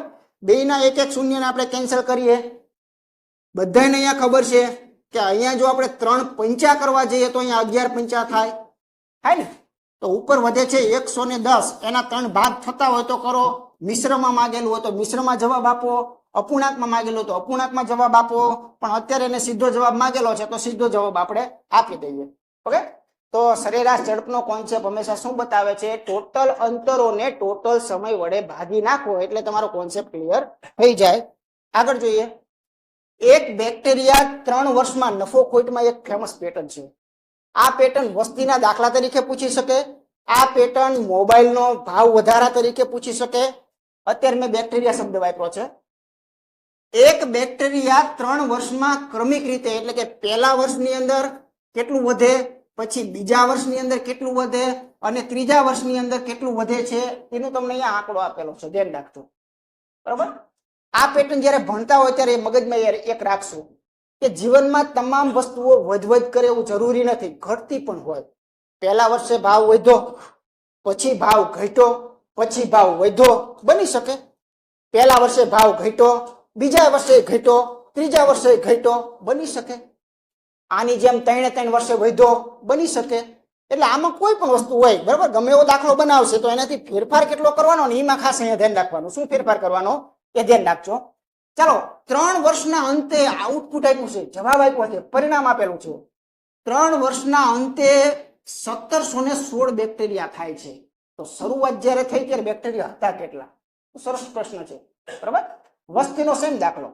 રામપુર ગામની અંદર 5 લાખની વસ્તી હતી. પહેલા વર્ષે 20% વસ્તી વધી, બીજા વર્ષે 30% વસ્તી વધી, પછીના વર્ષે માનો કે 40% વસ્તી વધી. તો 3 વર્ષના અંતે વસ્તી કેટલી થઈ? એક દાખલો આપું છે, આ પેટર્ન પોતે. બરાબર. એટલે શરૂઆતની આપી અને અંત પૂછી શકે છે, અંત આપીને શરૂઆત પૂછી શકે છે. અગાઉ મેં આનો ટોપિક ભણાવ્યો હોય, કોઈ તમે ભણેલા હોય તો તમારી ઝપટે આ દાખલા બધા આવી ગયા હોય આવા. ઓકે. તો આવામાં કરાય શું? તો જો પહેલા કોન્સેપ્ટનું બીબું તૈયાર કરો કે આ જે છે ને, માનો કે શરૂઆતની મૂળ વસ્તુ છે કે મૂળ ભાવ છે કે કાંઈ પણ છે, શરૂઆતના બેક્ટેરિયા છે કે શરૂઆતના મોબાઈલના કિંમતની ભાવ છે કે શરૂઆતની ગામની વસ્તી છે, આ શરૂઆતની છે. હવે કોઈ પણ પરિણામ જે છે એ બનવા પાછળનું કારણ તમે આમ લોજિકલ વિચારો કે આ શરૂઆત છે. તો આનો જવાબ જે આવે છે એ બનવા પાછળનું કારણ શું છે? તો કે આની અંદર કાંઈક સળી થાય છે, ગુજરાતીમાં કહીએ તો. કાંઈક વધે છે, કાંઈક ઘટે છે, વધે છે, પછી અંતે કાંઈક બને છે. જો હું જે બોલું છું ને સૂત્ર છે ગુજરાતીમાં. બરાબર. આ જે ભાવ છે આની અંદરથી કાંઈક એકાદો વધારો થયો, બીજો વધારો કે તો બીજો વધારો કરો, આની અંદરથી ત્રીજો કે તો ત્રીજો વધારો કરો, આ બધા વધારા કરી નાખ્યા તો જવાબ કયો આવી ગયો? 1716. આવું કાંઈક કે છે, આનું બીબું તૈયાર થયું. જો અહીંયા શરૂઆતમાં આંકડો આપેલો હોત તો અહીંયા માગેલું હોત, અહીંયા આપેલું છે તો અહીંયા માગેલું છે, આ બે બાજુ ચાલી શકે. હવે કરવાનું શું? તો કે કાંઈ કરવાનું નથી ભાઈ. શરૂઆતમાં x જે છે એ કિંમત હોય, 10%નો વધારો કરી નાખો. 10 નો વધારો એટલે ટકા તો હોય જ, ચાલે. તો જો 100 હોય તો એના શું બને? 110 બને. મૂળ 100 હોય તો એમાં ઇન્ક્રીઝ થવું જોઈએ, વધવું જોઈએ, કેમ કે વધારો છે માટે. બસ એ જ તે આનો તફાવત છે, જે બોલું છું ને એ જ તે. 20 વધારી દો તો જો મૂળ વસ્તુના ભાવ 100 જ હોય તો 20% વધે છે એવું બોલવું હોય તો અહીંયા 120 જ આવે. કો ઉપર 20 તો ચડવું જ પડે. જો અહીંયા ઘટાડો બોલી નાખે તો સીધું અહીંયા બાદ. બસ આ ડિફરન્સ છે, બંને પેટર્ન વચ્ચેનો ડિફરન્સ આ છે. 30%નો ઘટાડો જો થતો હોય તો 100 તો નીચે છે જ તે, તો 30%ના ઘટાડામાં ઉપર 70 લખાતું હોય. બરાબર. આટલો ડિફરન્સ રહેશે પેટર્નની અંદર. ચાલો ભાઈ, પછી ત્રીજા વર્ષે કેટલા વધે છે? તો કે ભાઈ અહીંયા 30 વધતું હોય તો એને 100 ઉપર 30 ચડાવી દો, 130 થયા. આ જવાબ થઈ. આ ગોઠવવાનું હંમેશા આ પેટર્નમાં, આ સોલ્યુશન છે આનો. ચાલો, જવાબ અહીંયા ક્લિયર વસ્તુ થઈ ગયા. એક શૂન્યમાં તો કોઈ ડાઉટ નથી, એટલે આટલું તો નાનું કરી જ નાખો. હવે પ્રશ્ન એ આવે છે 11, 12, 13. આ બાજુ 11, 12, 13. કાં તો તમે 11 વડે, 12 વડે, 13 વડે આને ભાગતા જાઓ, કાંઈક રસ્તો લાવતા જાઓ. બરોબર ને? જો છેદના 1000 છે એમ કલ્પના કરજો, એ તો હમણાં મળી જશે. હવે આનું સોલ્યુશન કેમ લાવવું? તો મિત્રો એક વસ્તુ યાદ રાખજો, ગણિતની અંદર 11 બહુ વાપરે છે, આપણી નજર નથી હોતી, બાકી 11 વાપરે છે આ લોકો. બરોબર. અથવા 9 વાપરે છે. તો 11 એને વાપર્યા છે, એનો મતલબ એમ થયો. બીજું એક એ પણ ધ્યાન રાખજો કે જો આ જવાબ જે છે ને એક પણ અપૂર્ણાંક નથી, એનો મતલબ એમ કે પૂર્ણાંક સંખ્યા, પૂરેપૂરી સંખ્યા જવાબ આવે છે. ક્યાંય કાપકૂપ કે તોડફોડ નથી. તોડફોડ નથી તો એક ઈ પણ સાબિત થઈ ગયું, એક ઈ પણ ગેરંટી સાથે સાબિત થઈ ગયું. હજુ આપણે કંઈ કર્યા પહેલા કે આ સંખ્યા જે હોય તે, પણ એ સંખ્યાને બોલો 13 વડે ભાગી જ શકાતી હશે. બરાબર. 12 વડે ભાગી જ શકાતી હશે અને 11 વડે ભાગી જ શકાતી હશે, તો જ તે અવશેષ ન વધે. નહીં તો અહીં અપૂર્ણાંક ન થઈ જાય. એ વિચારવા જેવું લોજિક છે. એટલે ભલે 12 કે 13 વડે યાદ ન આવે, 11 વડે જીકવાને સીધું, બધાને ખબર છે. હા, નાનકડી એવી સંખ્યા છે. બરાબર. તો આ ટૂંકમાં મેં તમને બધા રસ્તા આપી દીધા. તમને 12 વડે ચેક કરો તો સંખ્યા નાની હમણાં થશે, 13 વડે ચેક કરો તો હમણાં થોડીક નાની થઈ જ જશે. બરાબર. આમાં કેટલી વાર લાગે? 13 એકા 13 કરી નાખો, 4 વધ્યા 1. બરાબર. અહીં 40 ની વટવાની જતા તરત જવાબ થઈ જશે. જો આ બે ને ભેગા કરો, પહેલા જ મેં કહી દીધું કે મારો ટાર્ગેટ ભાગવા વાળો નથી, આ તો તમને કહું છું, પણ મને એટલી ખબર છે કે આને સંપૂર્ણ આ નાશ કરે છે, તો આ એક વડે નાશ કરે, કા બે વડે નાશ કરે, કા ત્રણ વડે કરે. આનો ગુણાકાર જે છે એ કરશો ને, આનો ગુણાકાર કરશો ને, આ પોતે આવશે. કારણ કે આનો ગુણાકાર ને બગડો તો ખમી જ નહીં કે આ એવડી મોટી સંખ્યા નથી, બરાબર. એટલે એનો મતલબ એમ થયો કે આ સંપૂર્ણ નાશ કરે છે. આ જે 17 અને 16 અને બાજુમાં આપણા 1000 જે છે આ નીચેના માનો કે આમ ધક્કો માર્યો, તો આ જે આ છેદની અંદર જે આ ગુણાકાર છે ને, આ જે 11 12 13, ભલે ઉડાડવા ધીમા વલે ચાલવું હોય તો ચાલો, મને વાંધો નથી, પણ સંપૂર્ણ નાશ થાય છે એટલે મને એટલી ખબર પડી ગઈ કે એક જ વડે ખમી શકે, બે વડે ત્રણ વડે ન ચાલે, બરોબર. તો આ સંપૂર્ણ સમાધાન થાય છે. આનો જવાબ કયો હોય? 1000. તો શરૂઆતમાં અહીંયા 1000 બેક્ટેરિયા હતા, પછી વધ્યા તો 1700 કોડ થઈ ગયા અંતમાં જતા જતા, બરોબર. તો એને શરૂઆતના બેક્ટેરિયામાં આવી ગયેલા છે, તો આપણે જવાબ જે છે બી ઓપ્શન કહી શકાય. તો આવું જયારે પૂછે ને આવું, ત્યારે સાદું રૂપમાં એક લોજિકો રાખેલા હોય છે, ગોતવા પડે, વિચારવા પડે. ચાલો, એક બ્રેડમાં આ એક પેટર્ન સારી એવી છે. આ પૂછે ને ત્યારે વિદ્યાર્થીઓ જે પહેલી જ વખત દાખલો જયારે ક્યારેય ના જોયો હોય તો આ નથી ગણી શકતા, કારણ કે સારી એવી પેટર્ન છે. હા, આનું મસ્ત શોર્ટકટ છે. આવા દાખલા ગમે એ બનાવી શકે. મેં નાનું સેમ્પલ આપ્યું તમને. એક બ્રેડમાં શરૂઆતમાં 5 બેક્ટેરિયા હતા. દર 20 મિનિટે બેક્ટેરિયાની સંખ્યા બમણી થાય, 3 ગણી થાય, 4 ગણી થાય, 5 ગણી થાય, કોઈ પણ દાખલો બનાવી શકે. એમાંથી મેં 2 ગણી કરી, બરોબર. ત્યારે 20 મિનિટે, દર 20 મિનિટ થાય તો બેક્ટેરિયા 12 હોય તો 24 થઈ જાય, 50 હોય તો 100 થઈ જાય, 100 હોય તો 200 થઈ જાય. બમણી થાય છે. તો 2 કલાક પછી ટાર્ગેટ આપ્યો છે, તો 2 કલાકની અંદર આખો ખેલ જે છે એમાં બેક્ટેરિયા કેટલા થઈ જાય, પેલા પકડવું પડશે કે આને ગણવો કેમ. આને કેમ ગણવો એ પકડવું પડે ને. શરૂઆતમાં 5 બેક્ટેરિયા હતા. આ કઈ ટકામાં વધારો નથી હોતો, અત્યારે પૂરું કર્યું પેટર્ન નથી હો, એમાં તો ટકાવારીમાં વધારા હતા. આ તો દેશી ભાષાનો હિસાબ છે. શરૂઆતમાં 5 બેક્ટેરિયા હતા એટલે 5 તો રહેશે જ તે, પણ પછી શું થાય છે ને એ વિચારવાનું છે. તો પછી 20 મિનિટ જે છે ને 20 બમણા કરવાના. 20 મિનિટ થાય તો બમણા, 20 મિનિટ થાય તો બમણા. તો પેલા ભાગ ગોતો. જો અહીંયા એક વસ્તુ ક્લિયર છે કે ભાઈ 2 કલાક, બરોબર. જો આપણે સંખ્યા પહેલા શોધી લઈએ, પહેલા સંખ્યા શોધીએ, ભાગ કેટલા પડે છે. 2 કલાક એટલે 120 મિનિટ થઈ.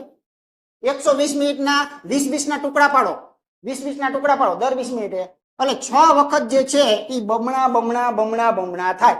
6 વખત બમણા થાય. પણ જે હોય ના બમણા થાય પાછા. હા, કોઈ હોય તો 200, 200 ના 400, 400 ના 800, એવી રીતે બમણા થાય, બરોબર ને. તો 6 વખત થાય છે. એન જે છે એ 6 તમારો કહેવાય. જવાબ આવી ગયો.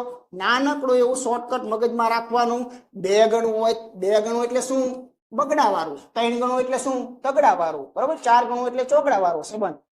ચાલો, શરૂઆતમાં કેટલા હતા પેલા લખી દઉં એકવાર, બરોબર ને. એકવાર લખી દઉં કે ચાલો અહીંયા શરૂઆતની અંદર કેટલા હતા, આપણે આવી રીતે કરી શકાય. શરૂઆતમાં શું સ્થિતિ હતી? ગુણ્યા, ધ્યાન રાખજો કેટલી વાર સાયકલ ચાલે છે? 6 વખત. હવે ધ્યાન રાખજો કે દાખલો બમણા વાળો છે તો બગડો મૂકો. બમણાનો બગડો, 3 નો તગડો, બરોબર. અને આ કેટલી વાર? તો કે 6 વાર. એના માટે એન પહેલા મેં શોધી નાખ્યો. સાયકલ 6 વખત ચાલે, 6 વખત બમણા. તો એને આવી રીતે સિસ્ટમમાં મૂકો, એનો જવાબ છે. ગમે એવડો દાખલો બને નાખે, ગમે એવું પૂછી નાખે, ગમે એવા આંકડા બદલી નાખે. આવું પૂછે તો આનો તોડ આ રીતે કરી શકાય. શરૂઆતમાં મિત્રો 5 હતા, 2 દુ 4 દુ 8, 88 64, બરોબર. 88 ને 64. તો આનો જવાબ શું આવશે? 5 4 20, મીંડાવાળું, બધા મીંડાવાળા છે. તો આ 300 અને 300 નું ઉપર વધારી દો 20, 300 નું ઉપર 20 વધારી દો, 300 ને કેટલા થશે? 20. તો આનો યોગ્ય જવાબ જે છે એ ઓપ્શન ડી જે છે એ સાચું છે. તો આ નાનકડું એવું અહીંયા સ્ટેપ માંડ્યું ને, યાદ જરાક આપણે રાખશું. ઓકે, આવો દાખલો ક્યાંક મળી જાય તો જરાક આપણે મગજની અંદર રાખવો પડે. એક બુકની નફો ખોટમાંથી એક બુકની છાપેલી કિંમત 2400 છે. છાપેલી કિંમત, તેના પર 15% વળતર આપે છે, એટલે 15% કાપી દે, બરોબર. દેશી ભાષામાં ગણવું હોય તો 2400 ના 15% એટલે આટલા રૂપિયા થયા, એટલા બાદ કરી દો, એટલે વાંહે વધુ એટલા વેચે છે, બરોબર ને. એટલામાં વેચે છે. હવે એને 20% નફો કમાવવો હોય તો બુકની કિંમત જે છે એ શોધો. 20% નફા માટે તો ઘણી બધી રીતે આને અલગ અલગ પ્રકારે કરી શકાય.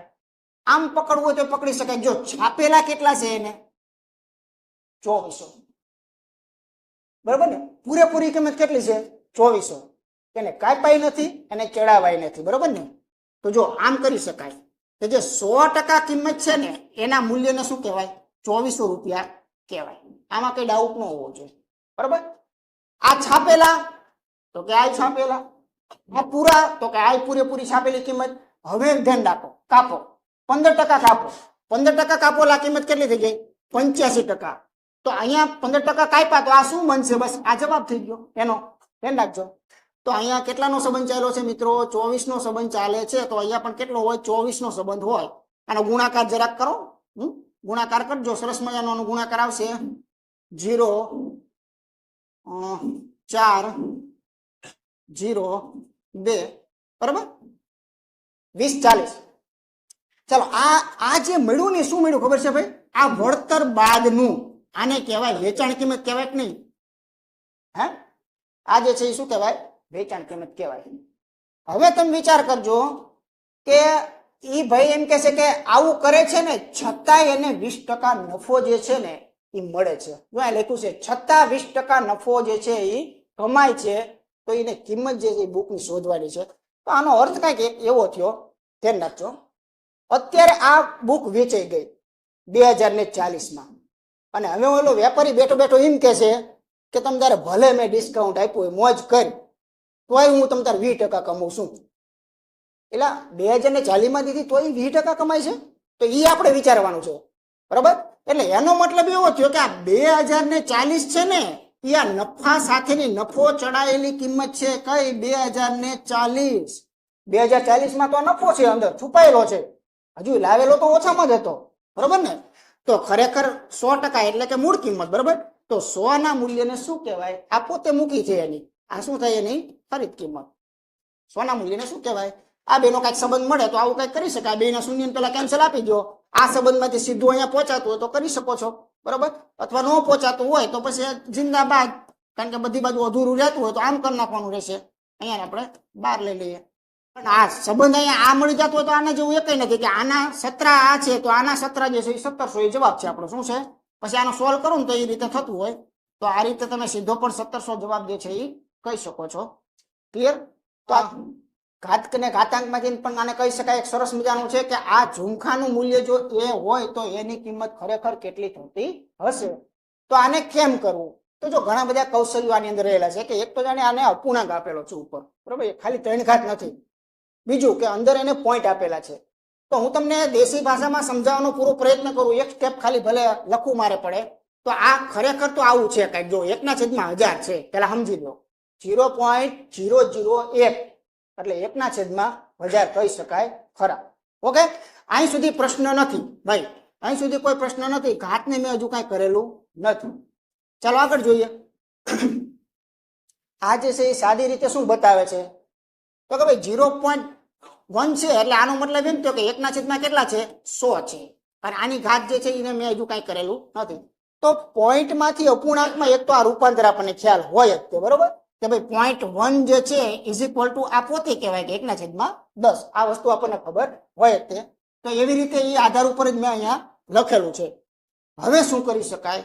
તો જો હવે આની અંદરથી એક કામ કરી શકાય કે જે 1000 છે એને તમે ઘાતમાં રૂપાંતર કરો તો બધાને ખબર છે કે આ જે 1000 હોય ને એને 10⁻³ કહેવામાં કઈ વાંધો ન હોય.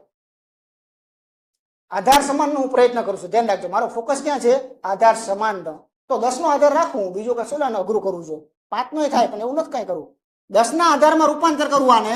તો જો આ ખરેખર શું છે ધ્યાન રાખજો, આ 10⁻³ છે ભાઈ, બરોબર? અને એના ઉપર કેટલી ઘાત છે? 1/3 ઘાત. ધ્યાન રાખજો, કેમ કે આ એકડાને કઈ 1/3 દેવાના આવે નહીં, એટલે હું 1/3 સીધા નીચે વાળાને કહી દઉં કે ભાઈ તું લઈ લે તારા.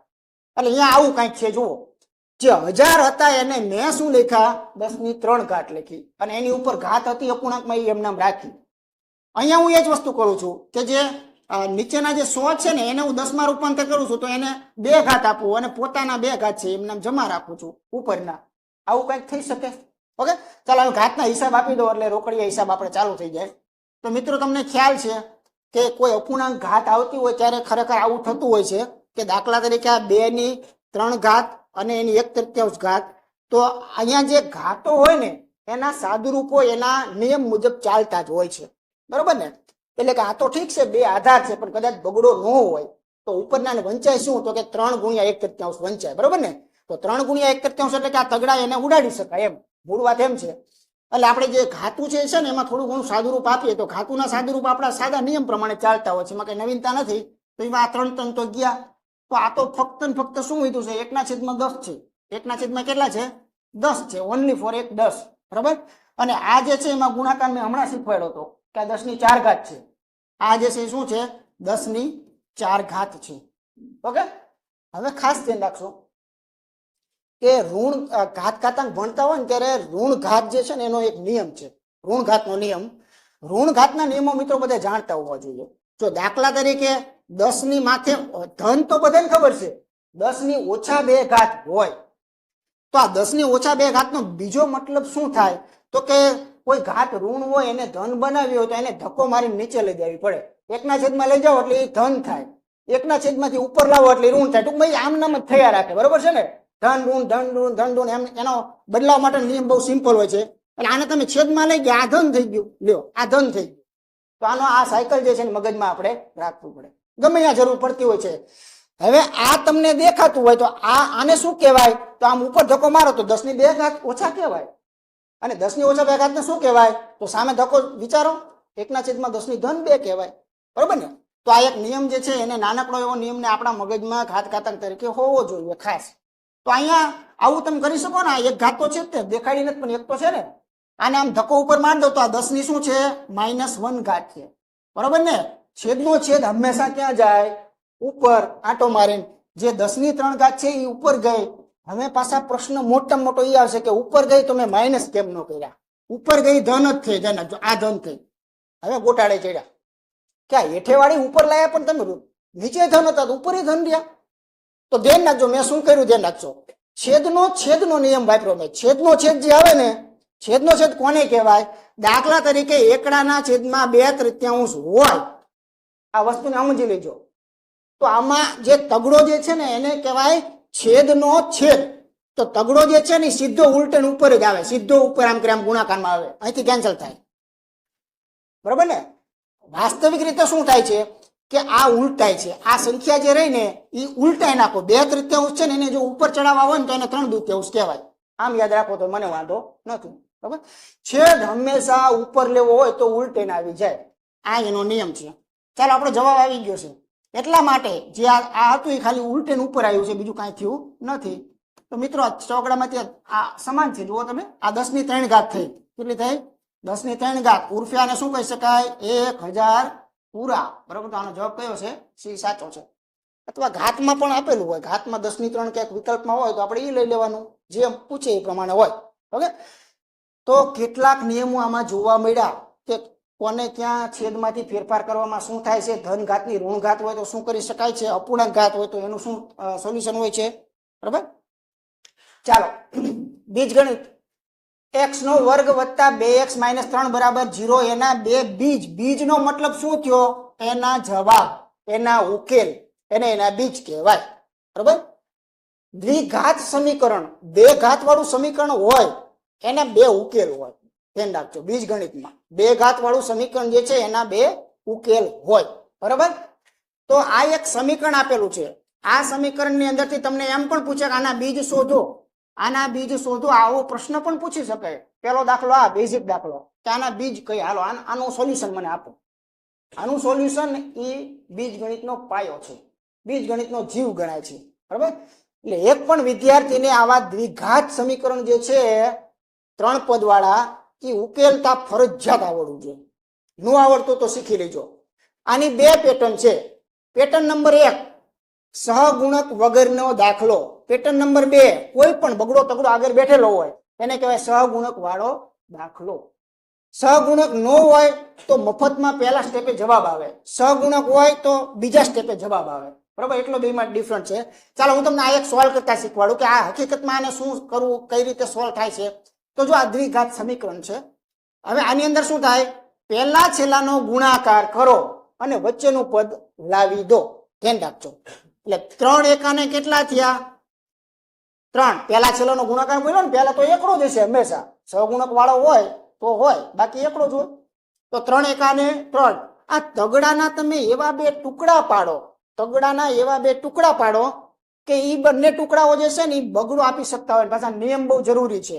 આમ આની અંદર ખાસ નિયમ જે છે એ મહત્વના છે. છેલ્લું પદ જે છે ને એ જ્યારે તમને ઋણ દેખાતું હોય, છેલ્લું પદ ઋણ દેખાતું હોય તો તમારે ફરજિયાત બાદ બાકી કરવાથી જ તમારે વચલું પદ લાવવું પડે. અને જો છેલ્લું પદ તમને દેખાય છે એ માનો કે તમને જો ધન દેખાતું હોય તો એ ઓર્ડર કરશે, હુકમ કરશે, એમ જ કરવું પડે. છેલ્લું પદ જો અહીંયા ધન આવેલું હોય તો તમારા જે ટુકડા છે એ ટુકડાને તમારે સરવાળો કરીને જ જવાબ લાવવો પડે. બરોબર, સરવાળો જ કરવો પડે. જો એના બેઝિક કોન્સેપ્ટ જે છે એ અહીંથી ચાલુ થાય છે. બરોબર, તો ચાલો છેલ્લું પદ ઋણ છે એનો મતલબ એમ થયો કે આના ટુકડાને બાદ કરવાથી બગડો આવશે, એ ગેરંટી. તો આ 3 ના ટુકડા કયા આવે? 3 એકા 3. બીજું શું હોય? 3 એકા 3. બીજો તો કોઈ ટુકડો જ નથી આનો. તગડાના 2 ટુકડા એવા પાડો, મતલબ કે તગડાને ઘડિયામાં વિચાર કરો કે એના 2 ટુકડા કયા કયા છે, તો 3 એકા 3 ને 3 દુ 6 ને બધું થતું હોય લાંબુ લાંબુ. તો આ બંનેમાં ક્લિયર થઈ ગયું કે ભાઈ મોટું જે છે એને વચલું પદ આપી દો, બીજાને હાથે કરીને ઊંધું કરવાનું, કેમ કે બાદબાકીથી લાવવાનું છે. પાછો તાળો મેળવી દો કે મેં આ લખ્યું એ શું આ સાચું છે, આનો જવાબ જે છે એ શું ખરેખર બગડો છે. બરોબર, ચેક કરો. તો તગડામાંથી એકડો ગયો તો ધન બગડો આવે, સાચું છે. આ બંને જવાબ સાચા છે. આની આગળ x મૂકો, આ પહેલો જવાબ. આની આગળ x મૂકી દો તો આ બીજો જવાબ. તો આના બેના હારે જે છે એને સમીકરણો જે છે એનો ઉકેલ મળી ગયો. બરાબર, પણ આ જે છે એ બીજ નો કહેવાય, કેમ કે x જોઈન્ટ છે, x જોઈન્ટ છે. અને આમ ધક્કો મારો, આમ ધક્કો મારો એટલે બીજ. બરાબર, નિશાની ઉલટી જાય, આ થશે -3. અને આમ ધક્કો મારો એટલે નિશાની ઉલટી જાય, આ થશે ધન એકડો. આના બીજ છે મિત્રો, પહેલું બીજ -3 અને બીજું બીજ એકડો છે. બરાબર, તો આનું સોલ્યુશન, આના અવયવ પાડો એવું આવતું હતું, તો આને આના અવયવ પાડ્યા કહેવાય. આ કાઉન્સ હોય ત્યાં સુધી એને અવયવ કહેવાય. કાઉન્સમાંથી આમ ખોલો એટલે બીજ બને, ઉકેલ બને. બરાબર, તો ચાલો આ બંનેના બીજ નક્કી. પણ બીજ તો આને કીધું કે આમાં પહેલા બીજને a કહેવાય, બીજા બીજને b કહેવાય. બીજ બંને હાજર જ છે, આ પોતે a છે, આ પોતે b છે. માગવા વાળો હવે ગમે ત્યાં જશે, આખું બીજ ગણિત ઉઘાડું છે. બરાબર, પણ એમાંથી મેં હાવ સાદું પૂછી લીધું છે. બાકી અહીંયા સૂત્ર તમને પૂછી શકે ખરા, કોઈ પણ પ્રકારના બીજ ગણિતના નાનકડા સૂત્ર વપરાતા એ પૂછી શકે. બરાબર, તો અહીંયા આ માંગ્યું છે તો કાંઈ નહીં, એ મૂકો એટલે કે માઇનસ તગડો જે છે એની 3 ઘાત કરી નાખો, વત્તા એકડો જે છે એની 3 ઘાત કરી નાખો. તો હંમેશા ધ્યાન રાખવાનું કે જ્યારે કોઈ ઋણની ઘાત ઉકેલતા હોય, ઋણની ઘાત ઉકેલતા હોય તો ઘાત તો કાં એકી હોય ને કાં બેકી હોય. બરાબર, કોઈ પણની ઘાત શું હોય? બગડો હોય, તગડો હોય, ચોગડો હોય, પાંચડો હોય, છગડો હોય. એની ઘાત એકી હોય કાં બેકી હોય. જો એકી ઘાત હોય તો આ નિશાનીને બદલાવાની તાકાત એનામાં નથી. ધ્યાન રાખજો, એકી ઘાતમાં નિશાની જે છે એ બદલી શકાતી નથી. બરાબર, એટલે આમાં ફિલ્ટર નહીં થાય. આનો જવાબ જે છે ને એ 3 તેરી 9 તેરી 27 ઋણ જ આવશે. ધ્યાન રાખજો, 3 તેરી 9 તેરી 27 ઋણ. શા માટે? તો દેશી ભાષા કહી દઉં. આ 3 ની 3 ઘાતનો મતલબ આવો થાય, તગડો એક વખત, તગડો બીજી વખત, તગડો ત્રીજી વખત. આનો અર્થ આવો થાય કે ન થાય? હવે તમે હાવ સાદી રીતે વિચારો કે આ બેનો ગુણાકાર કરો એટલે માઇનસ માઇનસ હોય તો જવાબ ગુણાકારમાં ધન જ થઈ જાય. એટલે આ પોતે ધન શું થયો? નવડો થયો. આ પાછું માઇનસ રહી ગયું. જુઓ, તો 9 તેરી કરો તારી એક ધન છે ને એક ઋણ છે, તો જવાબ શું આવે? ઋણ આવે. બરોબર, મૂળ પાયો આવું કે છે. પણ આપણે ટૂંકમાં યાદ રાખવાનું કે એકી ઘાત હોય, અંદર ઋણ હોય તો એ બદલી નહીં શકે. બરોબર, બેકી હોત તો ફિલ્ટર કરી નાખે. કેમ કે બેકીમાં ફિલ્ટર શા માટે થાય? તો પ્રત્યેક જોડીઓ બને બેકીમાં, અને જોડી ભટકાય એટલે ધન થાય એ ખબર છે આપણને. એટલા માટે એના જવાબ હંમેશા શું આવે? ધન આવે. બરોબર, ચાલો એટલે આપણે કેન્સલ કરીએ અહીંયા. હવે આપણે જે મૂળ વાત હતા અહીંયા આવી જઈએ. એકડાની ગમે એટલે 1000 ઘાત હોય તો કોઈ ફેરફાર થાય નહીં. રેડી, જે હતું એમ નામ. તો આનો જવાબ આવશે -26, -26 છે. ઓપ્શન ડી ખરેખર સાચું છે. ક્લિયર વસ્તુ? તો આની ઉપર ખાસ ફોકસ હતું કે આવા સમીકરણ છે ને ભાઈ તમને ઉકેલતા ફાવવું જોઈએ. ઓકે, 6 અંકની સંખ્યા મોસ્ટ આઈએમપી ગણિતની અંદર ચાવી જે છે એ બધાને આવડવી જોઈએ. બગડાથી માંડી અને ઓછામાં ઓછી 11 સુધીની તો ચાવી આવડવી જોઈએ. બહુ આગળ હું નથી કહેતો, પણ બગડાથી માંડીને 11 સુધીની ચાવી આવડવી જોઈએ. બરાબર, 2 થી 11 ની ચાવીઓ મોસ્ટ છે. આટલી ક્લિયર હશે તો કોઈ પણ એક્ઝામમાં તમને મિનિમમ 2 થી 3 માર્ક આપશે. કોઈ પણ સ્વરૂપે, કાં રોકડા માર્ક આપશે, કાંઈ કોઈ પણ એન પ્રકાર એનું સ્વરૂપ ચેન્જ કરીને આપશે. તો જો ચાવી જે છે એ સીધી નથી પૂછાતી કે 11 ની ચાવી લખો, એ બધું પ્રાઇમરીમાં હોય. અહીંયા ઉપયોગ પૂછે. 6 અંકની એક સંખ્યા છે, જો આમાં 6 અંકો છે જોઈ લો, બરાબર. 3 છે, પછી 1 છે, પછી 8 છે, 8 છે, પછી 3 છે અને 3 છે. 6 અંકની એક સંખ્યા છે. હવે આ સંખ્યા જે છે એમાં મારે કેટલા ઉમેરવા જોઈ કે જેથી એ સંખ્યા 11 વડે નિશેષ ભાગી શકાય. ઓકે, તો હવે જો ચાવી ખબર જ ન હોય તો આપણી માટે આ દાખલો બેકાર છે.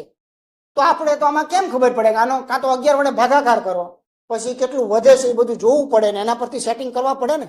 હા, હવે મિત્રો ધ્યાન રાખો ખાસ. ચાલો જોઈએ 11 ની ચાવી શું કહે છે કે એક છોડીને એક અંક, એક છોડીને એક અંક, બરોબર. એક છોડીને એક અંક ને ભેગા કરો.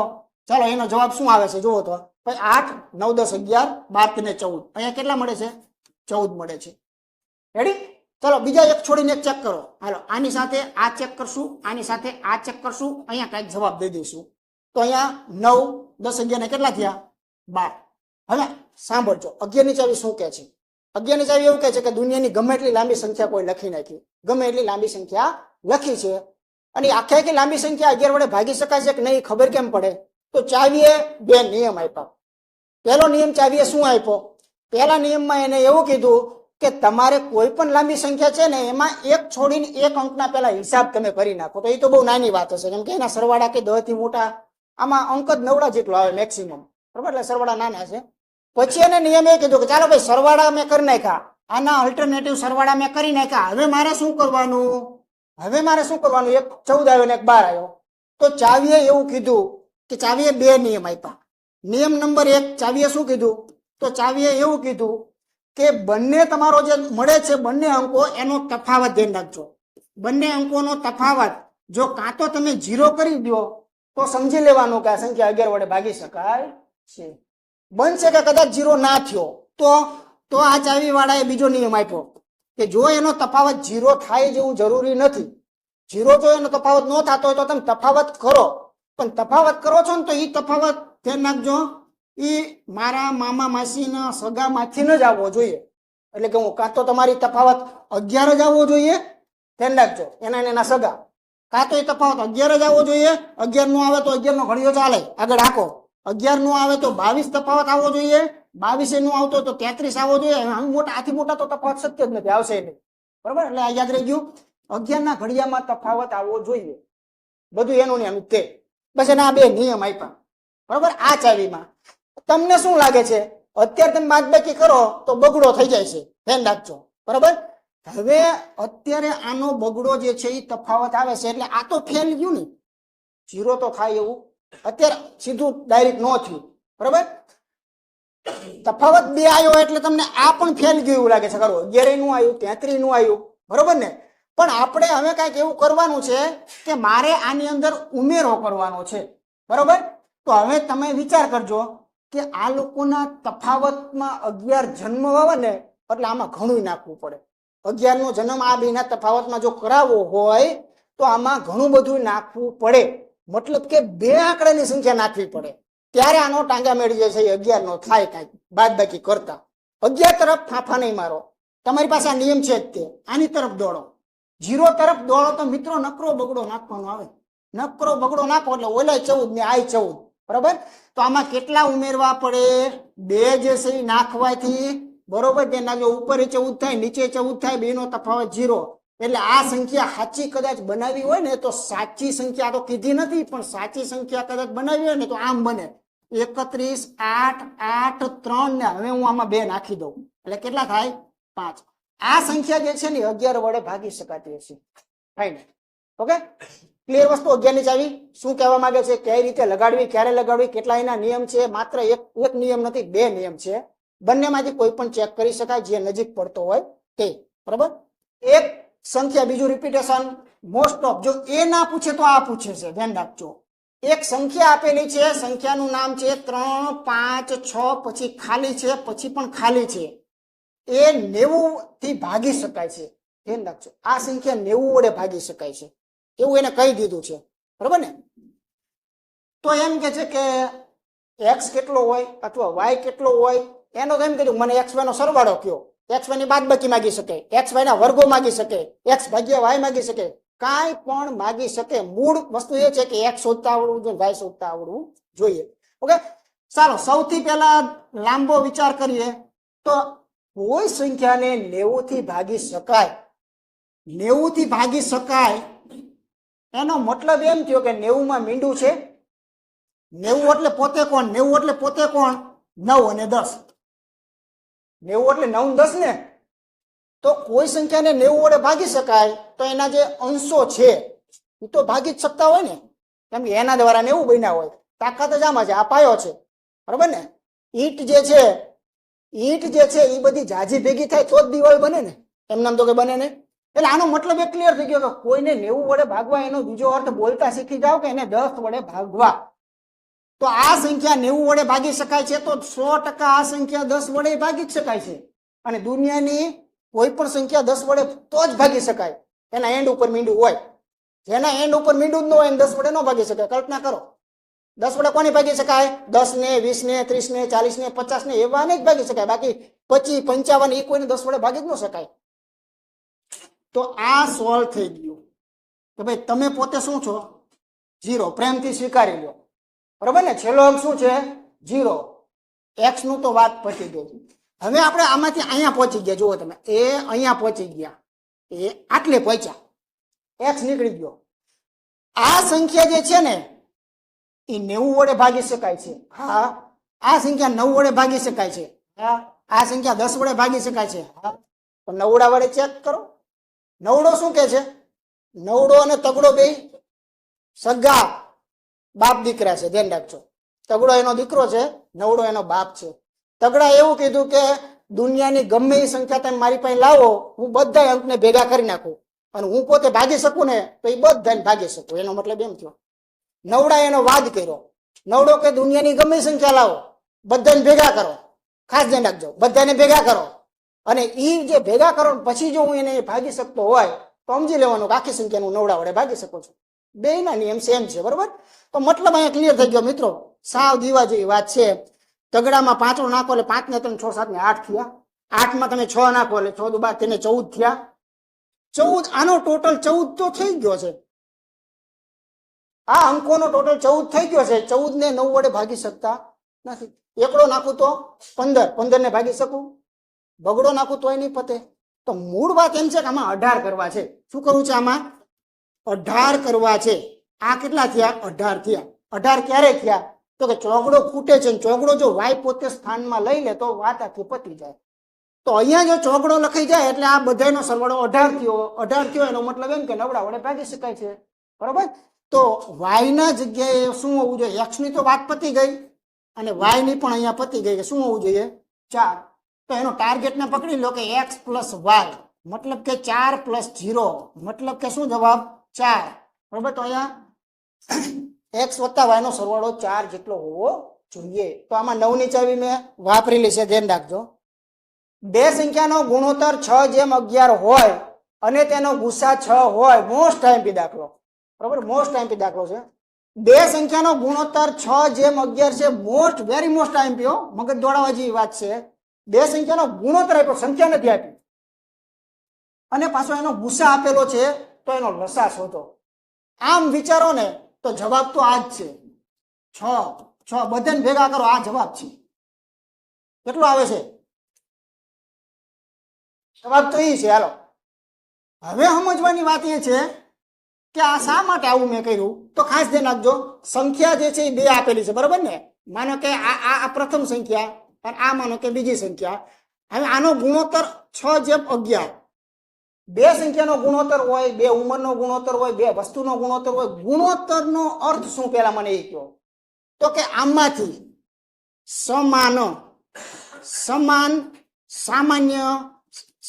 સામાન્ય કાઢી લીધું હોય છે. બોલો સાચું ખોટું? તો જ ગુણોત્તર બને ને. કોઈ બે સંખ્યા હું તમને આપી દઉં કે એકમાં હું તમને 30 આપું ને બીજી હું તમને 40 આપું. હું એમ કહું હાલો ભાઈ ગુણોત્તર બોલો. પહેલી સંખ્યા 30 છે, બીજી સંખ્યા 40 છે, મને ગુણોત્તર કયો. તો તમે બેમાંથી સરખું કાઢી નાખજો, 10 કાઢી નાખજો, એટલે જવાબ કયો આવશે? 3/4.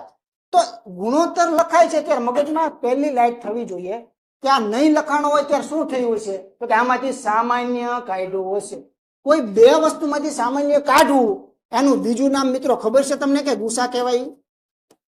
ગુસા કાઢવાની રીતમાં પ્રોસેસ જ ઈ કરીએ છીએ કે બે સંખ્યાનો ગુસા શોધવો છે તો ગુસા મળે કેમ? બે માંથી સામાન્ય હોય અને કાઢો એ એનો ગુસા થયો. બરોબર ને? તો એનો અર્થ એવો થયો કે આમાંથી જે સામાન્ય નીકળી ગયું એ પોતે ગુસા હતો. તો આ જે છે એ તો આપેલો છે કે ગુસા છગડો છે. તો આમાંથી સામાન્ય મિત્રો શું કાઢ્યું? સામાન્ય છગડો કાઢ્યો છે ને, આમાંથી છગડો જ કાઢી લીધેલો છે. બરોબર ને? તો જ એને ગુસા એનો કહેવાય. જો વિચારો તો વાત પતી ગઈ. તો ગુસા તમારો હાજર છે. સંખ્યા તમારે જોતી હોય તો આ કેટલી છે? આ 36 છે અને બીજી જે છે એ 66 છે. બધું તમારા હાથમાં છે. લસા અને ગુસા બધી જ વસ્તુઓ જ્યારે આપેલી હોય તો આ ટોપિકમાં એક જ ખાવા પીવા સૂત્ર છે કે સંખ્યા ગુણ્યા સંખ્યા બરાબર લસા ગુણ્યા ગુસા. આ એક જ ખાવા પીવા. આમાં 4-5નો જંગ જે છે એ આ એકમાં છે. જો બંને સંખ્યા હાજર છે, 36 હાજર છે, 66 હાજર છે, પછી એનો ગુસા જે છે એ છગડા તરીકે હાજર છે, તો ઓટોમેટિક આનો લસા જ બાકી હોય તો બીજું કોણ વધ્યું? આ જવાબ છાયો ને કેટલા થશે? 36. આનો ગુણાકાર કરજો 66 6 36 નો છગડો 9. હવે ખબર પડી કે આ તો મેં તમને સમજાયું, પણ મેં પહેલા તમને કીધું હતું કે તમારી પાસે લસા માંગ્યો છે. તો લસાનો મતલબ જ્યારે કોઈ વસ્તુમાંથી લસા શોધો ત્યારે કેવી રીતે લસા મળે છે? લસાનો દેશી હિસાબ આમ થાય. જોઈ નાખજો. લસા ક્યારે મળે? તો એમાં ધ્યાન રાખજો, સામાન્ય કાઢવાનું. પહેલા શું કાઢવાનું? પહેલા જે બે વસ્તુમાંથી સામાન્ય હોય ને કાઢી લો. સામાન્ય કાઢ્યા પછી વાયા શું વધ્યું અને બીજું શું વધ્યું, આ એનો લસા કહેવાય. તો આની અંદર લસા શોધવાનો હતો. આ બેમાંથી સામાન્ય તો ગુસા જે છે એ છગડો નીકળી ગયો. પછી ગુસા સામાન્ય કાઢ્યા પછી શું વધે? પછી તો આ જ વધે ને, છગડો વધે ને 11 વધે. સામાન્ય કાઢ્યા પછી તો એ જ વધે ને, છગડો અને 11. એટલા માટે મેં કીધું હતું કે આનો સીધો શોર્ટકટ જવાબ આ છે. આ જે છે એ એનો જવાબ હતો અને આ તો આપણે સમજેલા છીએ. રેડી? અત્યારે કનુ અને મનુની હાલની ઉંમર તમને 7:3 આપેલો છે. 5 બાદ ચાલો આ કનુ છે, આ જે છે મનુ છે. અહીંયા ટાઇટલ મારશું હાલનું. હાલની અંદર શું છે તો કે 7:3 છે. હવે ખાસ વિચાર કરજો, બીજો તમને ગુણોત્તર આપે છે કે શું આપે છે, કયો સંબંધ આપે છે? અત્યારે ગુણોત્તર આપેલો છે 5 વર્ષ બાદ કનુની ઉંમર 40 એટલે રોકડી ઉંમર. સીધી ઉંમર આપી. શું આપ્યું? સીધી ઉંમર, કોઈ ગુણોત્તર નહીં. પણ 5 પછી વિચાર કરજો ઠંડા મગજે. 5 વર્ષ પછી જો કનુ 40 વર્ષનો થવાનો હોય, 5 વર્ષ પછી તમે 35 વર્ષના થવાના હોય તો અત્યારે તમે કેવડા હશો? 30 ના હોય ને? તો આ 5 વર્ષ પછી જો 40 નો થતો હોય તો આ ભાઈ અત્યારે કેવડો હોય તો કયો? હા, આ મફતમાં મૂકી શકાય ને 35 ને? આ 40 ઉપરથી મફતમાં મૂકી શકાય કે અત્યારે ભાઈ 35 નો હોય. ઉંમર કોની છે? કનુની. કોનામાં મૂકવાની? કનુમાં. ચાલો આ સંબંધ છે ગુણોત્તર અને આ રોકડી સંખ્યા. તો આને 7 × 5 = 35 થી જો આ જવાબ આવતો હોય તો અહીંયા પણ 5 નો જ સંબંધ ચાલે. 3 × 5 શું થાય? 15. 8 દઈને ટીક ન કરી નાખતા. હાલ મનુની ઉંમર 15 થાય. તમારી પાસે માગેલી નથી. તમારી પાસે હાલ માગેલી નથી અને તે જવાબ પૂરો. અને આ જવાબ આમાં હોય ખરો, ક્યાંક મૂકેલો હોય તો આપણે ટીકે કરી નાખીએ, એવું થાય. બરાબર?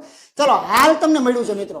હાલ તમારો ટાર્ગેટ શું છે? 4 પહેલા. બરોબર? 4 પહેલા. તો 4 પહેલા માટે કઈ ન હોય ભાઈ, આ 15 માંથી ચોગડો કાઢી નાખો એટલે 11 વર્ષનો એ 4 વર્ષ પહેલા હોય, એની ગેરંટી.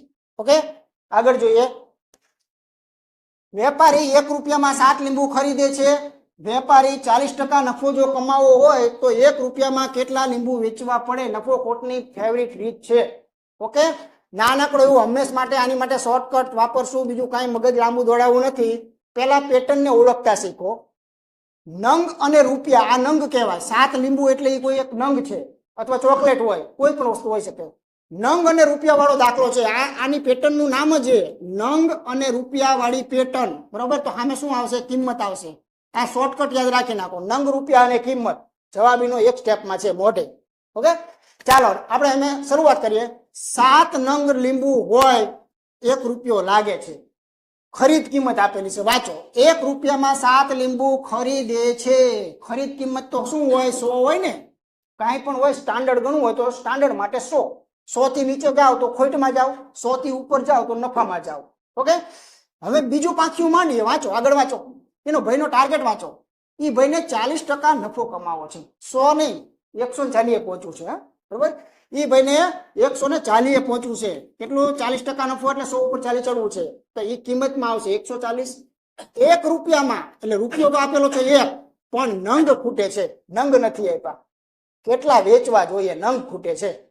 એટલે આમાં હંમેશા શું કરવાનું? હંમેશા યાદ રાખવાનું, સરસ મજાની આ ડિઝાઇન આની અંદર બને છે ચોકડી વાળી, બરોબર છે.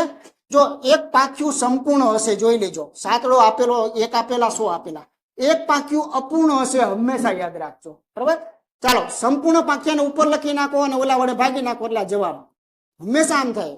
હંમેશા પૂરું પાંખ્યું આપેલું ઉપર લખી નાખો, અધૂરી પાંખ જે છે એ નીચે લખો, એક્શન 140. આ એનો જવાબ થઈ ગયો. ઓકે, ચાલો તો 2 ના 1 મીંડા કેન્સલ આપી શકાય. 7 દુને 14 કરી શકાય. 2 પંચાને 10 કરી શકાય. તો એને 5 નંગ લીંબુ જે છે એ વેચવા પડે. રૂપિયામાં 5 વેચે ને એટલે 40% નો નફો એ ભાઈને થઈ જાય, એની ગેરંટી છે. ઓકે, તો આવી શોર્ટકટ થી ગણી શકાય છે. કનુ તેની આવકના 40% નો ખર્ચો કરે છે, બરોબર ધ્યાન રાખજો. એની આવકના 40%, મિત્રો 40% ખર્ચો કરે છે. 40% ખર્ચ કરે છે તો એ બચાવે કેટલા? બરોબર ને? આવકના 2 ભાગ પડે. આવકના 2 ભાગ પડે. 100% આવક હોય એમાં 2 ભાગ પડે. 40 વાપરે તો 60 પડ્યા છે. પણ આ ભાઈએ પાછું રિવિઝન કર્યું. જુઓ, આ ભાઈએ પાછું રિવિઝન કર્યું કે 12,000 બચત કરે છે. તો આ ક્રોસિંગ થયું, આ બચત જ છે. તો 60% ના મૂલ્યને જો 12,000 માં રોકડી બચત કહેવાતી હોય, કેમ કે આ બચત, આ ખર્ચ હતો તો આ બચત છે. સીધું ડાયરેક્ટ 60% ના મૂલ્યને જો 12,000 કહેવાતું હોય તો આપણી પાસે શું માંગ્યું છે? આ જે ખૂટતું હતું એ ઉમેર નાખો એટલે કેટલા થશે? 100 થશે ને. તો 100% પૂરેપૂરાને આવક કહેવાય. ટૂંકમાં આમે 100 ના 2 ભાગ પડ્યા. તમને અહીંયા બતાવ્યા નથી. અહીંયા ઉપર 100 હતા એમ, સમજ્યા તમે? 100 માંથી 40 જે છે એ ખર્ચો, 60 બચાવે. 60 ને 12,000 કહેવાય તો 100 ને કેટલા કહેવાય? સંબંધ પકડો. સંબંધમાં છે આવું કાંઈક, મીંડા કેન્સલ કરી દો તો અહીંયા કણે 2 અને ડબલ મીંડા 200 નો સંબંધ ચાલે છે. તો અહીંયા જવાબ શું આવશે? 20,000. બરોબર. તો યોગ્ય જવાબ સી ઓપ્શન સાચો છે. રેડી? તો એક નળ જે છે એ 9 મિનિટની અંદર ટાંકીને ભરે છે અને બીજો નળ જે છે એ 90 મિનિટની અંદર ટાંકી જે છે એને ખાલી કરી છે. તો બંને નળને જો એક સાથે ચાલુ કરવામાં આવે તો પોઝિશન શું સર્જાય? બરાબર. તો ટાંકી જે છે એ ક્યારે ભરાશે? તો હવે ખાસ ધ્યાન રાખવાનું કે આની અંદર બધું લગભગ તો તમે સમજી ગયા છો કે 2 નળ વાળી ટાંકી જ્યારે હોય અને એમાં એક નળ જે છે એ ખાલી કરતો હોય, તળિયે હોય, બરોબર, અને એક નળ જે છે એ ઉપર પાણી જે છે એ નાખતો હોય. આ રીતે હોય છે. હવે આ ટાંકીને જો ભરવી હોય તો સંપૂર્ણ ટાંકી ખાલી છે, બંને નળને એક જ સાથે ચાલુ કરો એટલે 2 વિરુદ્ધ કામ કરશે. પહેલી વાત તો આ કોન્સેપ્ટ મગજમાં આ ક્લિયર થવો જોઈએ, બરોબર, કે બંને નળનું કામ જે છે ને એ વિરુદ્ધ કાર્ય છે. તળિયાનો જે નળ જે છે એ તળિયાનો નળ જે છે એ પાણી જે છે એને દૂર કરશે, બરોબર, અહીંથી પાણી જે છે એને કાઢશે અને ઉપરનો નળ જે છે એ પાણી જે છે એને નાખશે. આપણે જાણીએ છીએ કે આપણે કામ કરતા હોઈએ અને એક વ્યક્તિ કામ બગાડતો હોય તો એ કામ પૂરું થવામાં વાર લાગે, તે ચોખ્ખી વાત છે, બરોબર. હું અહીંયા લખ કરું, એક મિત્ર આવીને અહીંયા ભૂસફૂસ કરે તો પછી આખું બોર્ડ કે દિવસે ભરાય? વાર લાગે એમ, બરોબર. આ એ જ ઘટના તમને દર્શાવેલી છે. તો ચાલો, નળ વાળા દાખલા જ્યારે પણ આવે ત્યારે એને સિમ્પલ રીતે કોન્સેપ્ટમાં સમજી શકાય છે. દાખલા તરીકે 2 નળ છે, પહેલાની કેપેસિટી જે છે એ 9 મિનિટની અંદર છે, બરોબર. 9 મિનિટની અંદર ટાંકીને ભરાય છે. બીજો નળ જે છે એ 90 મિનિટની અંદર એ કામ જે છે એ કરે છે, ટાંકી જે છે એને ખાલી કરવાનું કાર્ય કરે છે. આ બંનેનો યોગ્ય અને સારો એવો લસા જે છે એ આપણે 90 સમજી શકીએ છીએ. અહીંયા તો આવું લખી શકીએ, બરોબર. હવે ધ્યાન એ રાખો કે આપણે લસાને પાછું રિટર્ન કરીએ એટલે આપણને એની કેપેસિટી મળતી હોય કે ભાઈ એ જે છે એની 10 જેટલી કેપેસિટી છે, તાકાત છે, ક્ષમતા છે, એવું કહી શકાય, બરોબર. 10 નવા 90. અને અહીંયા તમે જોઈ શકો છો 1. હવે ખાસ એક ધ્યાન રાખજો કે આ નળ જે છે ને એ પાણીને લાવે છે, બરોબર. આનું કામ જે છે એ ટાંકી ભરવા માટેનું છે, આનું કામ જે છે એ ખાલી કરવા માટેનું છે. એટલે આમ જોઈએ તો ખરેખર તો કામ કેટલું થશે? 9 જ કામ થતા હોય, બરોબર. કદાચ એમ પૂછે કે ભાઈ ટાંકી જે છે એ સંપૂર્ણ ક્યારે ભરાઈ જશે, તો આપણે 90 ને 9 વડે ભાગી નાખીએ તો 10 આપણને જવાબ મળે. 10 અહીંયા લખેલો પણ હોય, એ પણ વાત સાચી, બરોબર. પણ એક આની અંદર એક ટર્નિંગ પોઈન્ટ આપેલો છે કે ખાસ ધ્યાન રાખજો. જો અહીંયા વાંચજો કે બંને નળને એક સાથે ચાલુ કરવામાં આવે તો અડધી ટાંકી ક્યારે ભરાય? જો આખી ભરવી હોય તો એને 90 જેટલા કામ કરવા પડે. 90 એટલે આખી ટાંકીની કેપેસિટી. પણ એને શું કીધું છે અડધી ટાંકી ક્યારે ભરાય? તો બસ સિમ્પલી અહીંયા તમારે આટલું સમજવું પડે કે એને 45 જ કામ કરવાના છે, એને 90 કામ કરવાના નથી. અડધી ટાંકી એટલે અડધા કામ કરવાના છે. ઓકે, ચાલો એની કેપેસિટી કેટલી છે? 9 જેટલી. તો કેટલું લાગશે? 9 પંચું ને 45. રેડી? તો આનો યોગ્ય જવાબ જે છે કયો રહેશે? 5. જો ઉતાવળ કરી હોય તો આને સ્કીપ કરી નાખ્યો હોય એટલે અર્થ નો અનર્થ થઈ ગયો આપણો. બધું સાચું, તમે સાચા, તમને ગણતા આવડે છે એ પણ સાચું, પણ વાંચનમાં ભૂલ પડવાથી એનો જવાબ જે છે એ બદલી જાય. તો આપણી ભૂલ જે છે એ ખાસ પડતી હોય. ઓકે, ચાલો આગળ જોઈએ. ચક્રવૃદ્ધિ વ્યાજ અને એમાં એનો સારો દાખલો આપણે લીધો છે. 9,900 રૂપિયાને 20% વાર્ષિક ચક્રવૃદ્ધિ વ્યાજે 1 વર્ષ માટે મૂકવામાં આવ્યા છે. બરોબર? જો વ્યાજની ગણતરી જે છે એ ખાસ ધ્યાન રાખજો, દર 6 માસે કરવામાં આવતી હોય તો વ્યાજ મુદત કેટલું? વ્યાજની ગણતરી 6 મહિને રાખેલી છે, વાર્ષિક હોત તો કોઈ ઇસ્યુ નહોતો. બરોબર? અહીંયા જો એવું કહેવામાં આવ્યું હોત તો ખાસ ધ્યાન રાખજો. જો અત્યારે આખો ટોપિક તો આપણે નથી લેતા, પણ એના અંશો લઈએ એટલે એનો આઈડિયા ઘણો બધો આવી જશે. અહીંયા જો એવું કીધું હોત કે આ વ્યાજની ગણતરી જે છે એ વાર્ષિક જ થઈ રહી છે, જો કદાચ આ શબ્દ મૂકી દે તો બરોબર ધ્યાન રાખજો, તો આનું સાદું વ્યાજ અને ચક્રવૃદ્ધિ વ્યાજ બે સમાન થાય. 1 વર્ષ માટે સાદું વ્યાજ એ પોતે ચક્રવૃદ્ધિ છે અને ચક્રવૃદ્ધિ એ પોતે સાદું છે 1 વર્ષ માટે. કેમ કે ચક્રવૃદ્ધિ વ્યાજનો નિયમ શું છે? વ્યાજનું વ્યાજ નાખવું. તો એકવાર વ્યાજ આવે પછીથી બધી પ્રોસેસ ચાલુ થાય, પહેલા વ્યાજે કોઈ પ્રોસેસ થાય નહીં. એટલે પહેલા જ વર્ષનું વ્યાજ જે છે ને એ ચક્રવૃદ્ધિ પોતે ભલે સાદું પોતે ભલે ક્યાંક ખાલી જગ્યામાં મૂકી દે કે 1 વર્ષ માટે 5,000 રૂપિયાનું ચક્રવૃદ્ધિ અને સાદા વ્યાજનો તફાવત કેટલો? કદાચ કોઈક આવું કહી દે તો બે સમાન જ થાય, કઈ તફાવત બે વચ્ચે રહે નહીં. ઓકે, 6 મહિને વ્યાજની ગણતરી કરવાની છે. તો પહેલા તો આ ટોપિક ની અંદર સરસ મજાની નાનકડી એવી શોર્ટકટ દ્વારા તમે ગણી શકો છો. જો ને ઘણી બધી રીતે ગણી શકાય, પણ એક વસ્તુ નક્કી છે કે 6 મહિને વ્યાજ ગણવાના હોય એટલે 2 વખત વ્યાજ ગણવા પડે, 2 વાર વ્યાજની ગણતરી થાય. પેલા આ મગજમાં ક્લિયર થાય છે? 6 મહિને પછી બીજા 6 મહિને એટલે 1 વર્ષ થયું ને. 1 વર્ષની રકમ છે પણ વ્યાજ 6 મહિને ગણવાનું એટલે પહેલા 6 મહિના અને બીજા 6 મહિના 2 વખત વ્યાજ ગણાય છે. 2 વખત ગણાતું હોય તો એની નાનકડી એવી શોર્ટકટ છે 2/1. બરોબર? 2/1 આ એની નાનકડી એવી શોર્ટકટ છે. હવે ધ્યાન એ દેવાનું છે કે આ શોર્ટકટ તો બધામાં કામ લાગે છે. આ 2 વર્ષનું વ્યાજ ગણો ને, 2 વર્ષનું ચક્રવૃદ્ધિ પૂછે એટલે આ મળે આ રીતે 100%. કેમ કે એમાં 2 વાર ગણવાનું હોય, વર્ષે 1 વાર, બીજા વર્ષે બીજી વાર, એટલે 2 વખત ગણવાનું થાય. કોઈ પણ ચક્રવૃદ્ધિ વ્યાજ હોય, 3 મહિના વાળું હોય, 6 મહિના વાળું હોય, વર્ષ વાળું હોય, ગમે તે હોય, 2 વખત ગણવાનું થાય એટલે આવી રીતે તમે ગણી શકો 100%. બરોબર? તો આપણે 2 વાર જ વ્યાજની ગણતરી કરવાની છે. ફેર એટલો છે મિત્રો કે 20% તો વાર્ષિક છે. વિચાર તો કરો, વાર્ષિક 20% છે તો 6 મહિના માટે શું થાય? અડધું થાય. બરોબર? એટલે 6 મહિના માટે પહેલા તો વ્યાજ જે છે એટલે સોરી જે દર જે છે ટકાવારીનો એ મિત્રો કેટલો થશે? 10% જ થશે. અમે સાચા. જો આ તમે ન કરો તો તમે ખોટા. તમે 20 ના 20 મૂકી દો તેનો મતલબ શું થયો ખબર છે? એનો મતલબ એમ છે તમે 6 મહિના નથી ગણ્યા, તમે વાર્ષિક ગણતરી રાખી છે. વાર્ષિક ગણતરી રાખો એટલે વાર્ષિક 20% સાચું, વર્ષે 20% સાચા, પણ 6 મહિના માટે 20% ન ગણાય. ઓકે, તો બસ આમાં એક આ ટર્નિંગ પોઈન્ટ છે. 2 મુદ્દાનો કાર્યક્રમ છે, સીધું સિમ્પલ 2 પોઈન્ટમાં સીધો આનો જવાબ છે. ઓકે, આનો સીધો જવાબ સિમ્પલી પણ આપી શકાય મિત્રો, ખાસ ધ્યાન રાખજો. 2 વખત વ્યાજ ગણવાનું. ચક્રવૃદ્ધિ વ્યાજ એટલે ખરેખર શું ખબર છે? વ્યાજનું વ્યાજ. જો આ પહેલા વર્ષે 10% છે, બરોબર? પહેલી વાર 10%, તો અમે 10% ના 10% એટલે કેટલા થયા? 11%. ધ્યાન રાખજો કેટલા થાય? 11%. પહેલા 6 મહિને 10%, બીજા 6 મહિને 11%. એનું જ નામ ચક્રવૃદ્ધિ. જો આ 10 ના 10 રહ્યા હોત તો સાદું હતું. ઓકે, વ્યાજનું વ્યાજ એટલે આમ જુઓ તો આ દાખલાને સિમ્પલ પૂરો કરવો હોય તો ખરેખર 21% લગાડી દો એટલે વાત થઈ ગઈ પૂરી. 9,900 ના 21% એ જ એનો જવાબ છે. મતલબ કે વ્યાજ છે, પછી એની મુદલ આપણે ઉમેરવી પડશે. બરોબર ને?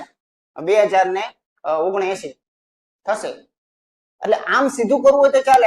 આ પણ એક દેશી હિસાબ છે સાદો. બરોબર? પણ ચાલો આપણે તમને બતાવીએ. જો ચાલો પહેલી વખતે શું થાય મિત્રો? તો જો આ જે છે એના તમારે કેટલા કાઢવાના છે? 10%. આના 10% કાઢો એટલે જુઓ ટકાના ઓલા સાથે 2 મીંડા જે છે એ કેન્સલ થઈ ગયા, 2 મીંડા નીકળી ગયા એટલે કેટલા આવશે? 990. શોર્ટકટ કઈ ચાલશે? 2/1. 2/1 એટલે ગુણ્યા 2 આપણે ઉપર લઈ લઈએ. ચાલો બીજો રાઉન્ડ. વ્યાજનું વ્યાજ. વ્યાજ તો કયું છે 990. એના ટકા 10 જ છે. રેડી? ટકાના બે મીંડા સાથે બે ના 2 મીંડા કાઢી નાખીએ આપણે. એટલે ગયા એટલે કેટલા થશે 99. શોર્ટકટ કઈ ચાલે છે 2/1 એટલે ઉપર 2 નીચે 1. બરોબર? જો આ જે મહત્વ હતું એ મેં અહીંયા લગાડી દીધું છે. કેમ કે 2 હોય એટલે 2 ગણતરી હોય, 3 નું 3 ગણતરી હોય. ઓકે, આવી ગયો ભાઈ, જવાબ અહીંયા ક્લિયર થઈ ગયો. 99 ના બમણા કરી નાખો. 198 ને 198 ને 1 મીંડું ચડાવી દઈએ અને ઓરિજિનલ 99 ના 99 રાખીએ એટલે અહીંયા થશે 9. 8 16 ને 17 નો 7. બરાબર? અને 20 અહીંયા થશે 19 ને 20. તો ચક્રવૃદ્ધિ વ્યાજ મળશે 2079 રૂપિયા. અને આપણને એનું શું માંગેલું છે તો કે આપણને મિત્રો વ્યાજ મુદ્દલ માંગેલું છે, એટલે કે વ્યાજ વત્તા મુદ્દલ. બરોબર ને? એટલે મૂળ રકમ તો આપણે જાણીએ છીએ 99. બરોબર? અને 00 અને એની અંદર આપણે આ ઉમેરી દઈએ 2079. એટલે આનો જવાબ કયો આવશે યોગ્ય 97 વાળો. એટલે આ આવશે. બરોબર ને? 9 અને 2 એકડા. ચાલો આવી રીતે કરી શકો છો. અને સીધા તમે આના 21% કાઢો, કઈ વાંધો નથી. આના 21% એટલે આ મૂલ્ય આવ્યું અને એને એના મૂળ રકમમાં ઉમેરવાનું. ઓકે, એમ ચાલે. પણ ક્યારે ચાલે ખબર છે? આવી બહુ સારી એવી ટકાવારી હોય તો તમે મૌખિક ફટાફટ કરી શકો. બરોબર? 2 વર્ષનું 3 વર્ષનું. બાકી આ રીતે કરી શકાય.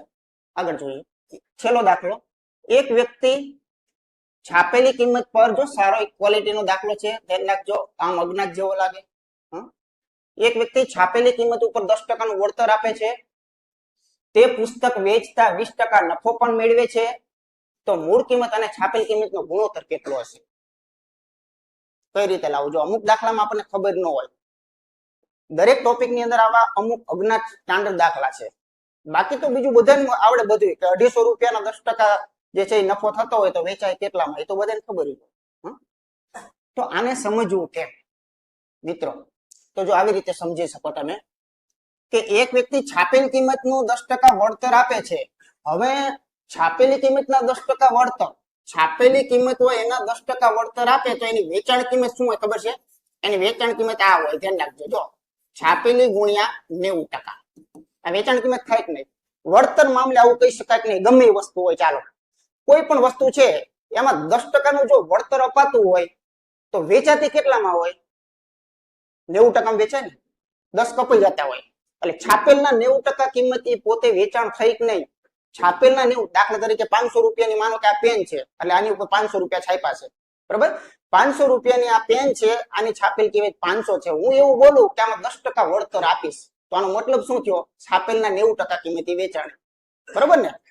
એટલે છાપેલ કિંમતના 90% એને વેચાણ કિંમત કહેવાય. અને એવી જ રીતે બીજું વાક્ય વાંચો. તે પુસ્તક વેચતા 20% નફો મેળવે છે. નફાવાળી કિંમતને બોલવી હોય તો કઈ રીતે બોલવી? 120 બોલવી પડશે ને? હે? 120 બોલવી પડશે. બરોબર? પણ કોના 120 ખબર છે? મૂકીના. મૂળ કિંમતના 120% મૂલ્ય એટલે પોતે નફા સાથે વેચાણ કિંમત કહી શકાય છે. આ સ્ટેપ લાગે. આનો મતલબ ને આનો મતલબ બે અત્યારે સમાન થયો.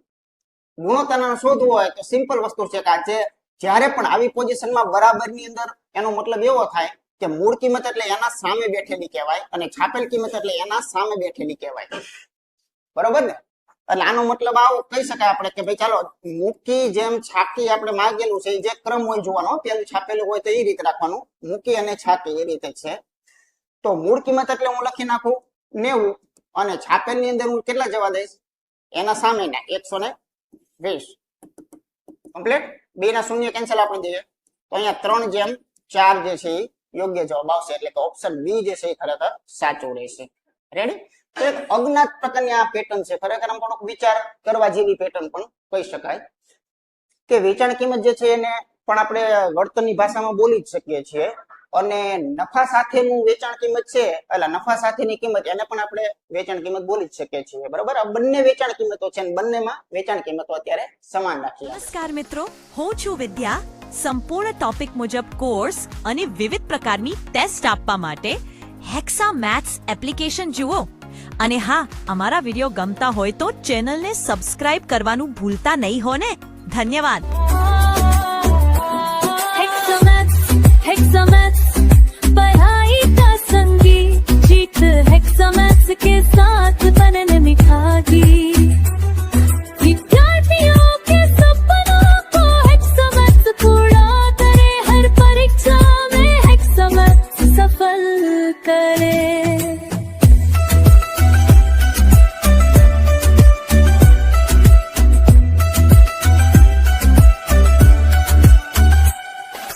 हेक्सामैथ्स, साथ हर सवाल का जवाब, सफलता हेक्सामैथ्स संग पाएगा हर चात बेहिसाब।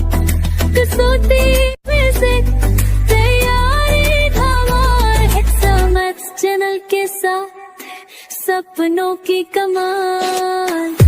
हेक्सामैथ्स, हेक्सामैथ्स, जीत हेक्सामैथ्स, हेक्सामैथ्स, हेक्सामैथ्स, पढ़ाई हेक्सामैथ्स।